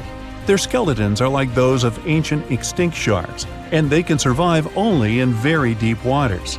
Like cats, sharks have a layer of reflective cells placed inside their eyes, which helps them see better in the dark, deep sea or cloudy waters. Sharks on the surface have big eyes because they evolved to hunt in the sunlight, so they tend to rely on their vision. Those that live in shallow waters have small eyes, so they can protect themselves from the sand. Like some other deep-sea creatures, 6-gill sharks also have bigger eyes to take in as much light as possible. They have more light-sensing rods, but don't distinguish colors that well. In the ocean's twilight zone, with the minimum of sunlight, there's a couple of bioluminescent shark species. They don't take in light within their eyes, but produce or re-emit it with their bodies. Their skin or organs have specialized cells that produce a soft blue-green light. Deep-sea creatures that produce their own light do that to attract their prey, deter animals from going after them, or, scientists think, communicate with each other. It can even help them to camouflage. They do it by hiding their silhouettes from animals going after them. They produce enough light to match their surroundings. The biggest luminous underwater creature is the kitefin shark, found swimming 980 feet below sea level, preying on groundfish or smaller sharks. It can grow almost 6 feet long and lives 3,200 feet below sea level. Deep-sea sharks are also bigger than those on the surface. The Greenland shark can grow up to 24 feet long, bigger than a great white. There's a thing called deep-sea gigantism. Creatures in nutrient-poor depths of the ocean grow bigger because, that way, they lose less energy as heat. The Greenland shark lives its life in slow motion. It has a slow metabolism and can go very long periods without food. With their slow pace, they evolved to live up to 500 years at depths of 7,200 feet. Sharks in shallow waters catch their prey relying on agility and speed, but for them it's easier because there's plenty of food on the surface. Deep-sea sharks, with less food and slower life rhythm, had to develop a different style. They're more opportunistic, definitely not picky, and don't care if their future meal is alive or not. Frilled shark, another living fossil from the darkest depths, hasn't evolved much through time, and they're one of the last of their kind, with all of their relatives already gone extinct. It grows up to 7 feet long, primarily hunts on squid, and catches other sharks and fish. It looks like a dinosaur, a snake-like face, a long, smooth, thin body that moves in a serpentine way. It can propel itself with the power of its tail and curl like snakes. They don't swim in a straight line like other sharks. Cookie cutter shark grows up to 20 inches. It got the name because of the way it feeds, biting off small pieces. It's a parasite creature, which means it feeds off bigger animals but leaves them alive. They have sharp teeth and sometimes even swallow those that fall off on purpose. Some researchers think it could be because they live in the depths that are nutrient poor. If they swallow the teeth, they could recycle calcium and other material from it. Prickly shark is a rare and unusual creature with many thorn-like denticles and 2 small dorsal fins. It lives mostly in the depths of the Pacific region up to 1,900 feet. Ghost sharks are not even real sharks, but fish closely related to them and rays. They have big pectoral and pelvic fins, 2 dorsal fins, pretty big eyes, and unlike their cousins, have a single external gill opening. Ghost sharks have slender tails and can grow up to 80 inches, silver to blackish color. They sometimes live in rivers and coastal waters, but also in the depths of the ocean of 8,200 feet or even deeper. They are pretty weak swimmers, so they tend to feed on invertebrates and small fish. Goblin sharks. Swimming through the deep sea, this creepy shark with a flabby body suddenly sees a small, innocent squid. It goes toward it, but the potential snack notices it and quickly starts moving to dart away. It seems like the plan could work at first, but then the shark suddenly thrusts the jaw of its mouth and catches the poor little squid in a second. After the meal is finished, the animal simply fits the jaw back into the mouth and goes away as if nothing happened. This is possible because it has a jaw connected to 3-inch-long flaps of skin, which is why it can unfold from the snout. It can grow up to 12 feet long with a weight of 460 pounds. Scientists think goblin sharks are mostly active in the morning and evening. The shark has a long, prominent snout and specific sensing organs on it. It uses them to sense electrical fields in the dark oceanic depths. Seven-gill shark is a big cow shark, brown to silver-gray on top, white underneath, black and white spots, with a thick body, a small dorsal fin, and a wide, blunt snout. It can grow up to 10 feet long, mostly lives in the depth of 1,870 feet, but you can also find it in deep channels and bays. It can be aggressive toward humans if provoked, so don't. Like most deep-sea creatures, it's an opportunistic hunter that's not quite picky but likes to go after dolphins, seals, porpoises, and other marine animals. Megamouth sharks mostly live in the depths of 15,000 feet and spend most of their time in the dark, like me. Scientists discovered it in 1976 because it went near the surface at night to feed on zooplankton. That's the only time these sharks go there. During the day, they return to their quiet, dark, and mysterious depths. They are filter feeders, which means they keep their mouths wide open while swimming, so they filter the planktons they like to eat. There are organs that produce light inside of their mouths, which attracts potential prey, such as pelagic crustaceans. These sharks live in the deep parts of the ocean, but you can rarely find them below almost 2 miles. Scientists think some other, stronger bony fishes outcompeted them. Deep parts of oceans became oxygenated around 70 million years ago, and sharks have been around way longer. But bony fishes adjusted and adapted efficient ways to use oxygen, while sharks were slow with adaptations, so they lost. Also, oceanic depths are way colder, which is challenging for fish and the rest of cold-blooded animals because the speed of their metabolism widely depends upon the external temperature. A bridge, a very helpful structure that traces back to the Neolithic times. The oldest bridge in the world, at least the one that is still standing, is the Archaeological bridge, built more than 3,000 years ago. But there's a river you cannot cross using a bridge, the Amazon River, the largest and longest river in the world. Okay, the Nile River is actually the longest river in the world, but the Amazon wants both titles for itself. The Amazon River is born in Peru and crosses Colombia and Brazil until it reaches a massive delta at the Atlantic Ocean. Its waters travel a longer distance than Frodo and Sam, and yet not a single bridge has ever been built over it. Why is that? First of all, seasonal floods change the size of the river. During dry seasons, the Amazon is about 3 miles wide, but during heavy rains, it can get up to 30 miles wide in a few weeks. Not only that, but the flood also makes the river change its position. Now imagine trying to build a bridge in a place where the ground turns into water for about 4 months. Not an impossible task, but not the easiest one either. Now, if you look back at your geography classes, you might remember that the soil of the riverbank can be very soft, especially in the Amazon, which means it can erode and shift. Heavy rains also create marshes, a type of wetlands that actually reduces the magnitude of the floods and purifies the water. it's also home to many animals. This means that to build a bridge, part of this wetland would have to be drained, which would ruin the lives of all those animals. Besides, the foundations of said bridge would have to be deep, and that would cost a lot of money. The rain creates yet another problem for the potential bridge. It increases the river's water level by 13 to almost 50 feet. Of course, bridges have been built in deep rivers before, like the Padma Bridge, a gigantic structure with a foundation of 417 feet. But because the soil of the Amazon River can erode easily, a bridge would have to be built using floating structures, known as pontoons, and they're not helpful in a river that changes depth whenever it feels like it. Next on our list of things that are a problem to human endeavors is the Amazon rainforest. This forest spreads over 9 countries and is so big and so dense it could cover about half of Europe. This means that a bridge would almost likely connect one patch of the forest to another. A pointless improvement to the lives of capybaras and jaguars. Of course, the real users of such a bridge would be humans. Most people live around the tributaries of the Amazon River, not around the river itself, because who wants to live like a beaver at a dam? There's even a state called Amapá on the left side of the Amazon River that is completely cut off from the rest of Brazil.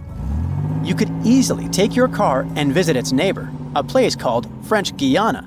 But if you wanted to go to another part of Brazil, you'd have to find other means of transportation. Aside from small riverside populations that live right on the riverside, of the Amazon, bigger cities were built near tributary rivers, like the Rio Negro, which has a bridge, by the way, and the Nanay River in Peru. The bridges that go over the Nanay and the Rio Negro are the only 2 bridges over the rivers in the Amazon basin. The lack of good roads and highways inside the Amazon also makes the creation of bridges a pointless endeavor. Back in the 70s, humans had big ideas on how to explore the Amazon ever more, which is why they decided to build a highway which would cut the Amazon basin from left to right. The road, called the Trans-Amazonian Highway, was supposed to bring people to the heart of the Amazon. But it seems like the difficulties of building more than 2,000 miles of road inside a dense rainforest were not foreseen. Halfway through, the project was abandoned because it was super expensive and problematic. Nowadays, highways in the Amazon basin are always flooded, filled with holes and mud. This whole situation creates a ripple effect. People don't live near the river because it's hard to access it. The roads don't go there either, because it's hard to build them. Which in turn makes even fewer people want to settle on the banks of the Amazon River, because they have no roads to get them there. So, if there are no roads and no bridges, how do people live there? You're not gonna believe this, but the riverside population uses a very old but reliable invention called a boat. The Amazon River is fully navigable, and the people that live there use it like a road. Much like motorcycles, cars, and buses, the Amazon River has canoes, speedboats, and ferries. There's even a very specific ferry called Obidense, transporting people to the municipality of Óbidos, hence the name. Locals do everything on boats. They even have a boat hospital that floats around and visits riverside populations, and a boat bank, so you can do all your bank-related things while looking at the vastness of the Amazon. Honestly, genius invention. The downside to this lack of bridges is that it stops us from exploring the truly hidden gems of the world. In the Amazon, for example, there are over 10,000 undiscovered archaeological sites. We may never be able to dig out stuff like fortified villages, geoglyphs, and many other structures. It would be pretty neat to go full-on Lara Croft in the middle of the Amazon, but these findings are tucked deep in the heart of the forest. At the same time, only on a boat are you able to witness the crazy phenomenon of the unmixed waters of the Rio Negro and the Solimões on the Amazon River. For more than 3 miles, these 2 tributaries of the Amazon River flow side by side without mixing. The speed and the temperature of these waters are different, so you'll see a river that looks like coffee and Coca-Cola mixed. This awesome phenomenon is called the meeting of waters. But the Amazon River is not the only river in the world deemed bridgeless. The Congo River, the second longest river in Africa, only has one bridge crossing it. The two Congos. Yes, there are two different countries in the world named Congo, are separated by the Congo River, and so far, no roads connect them.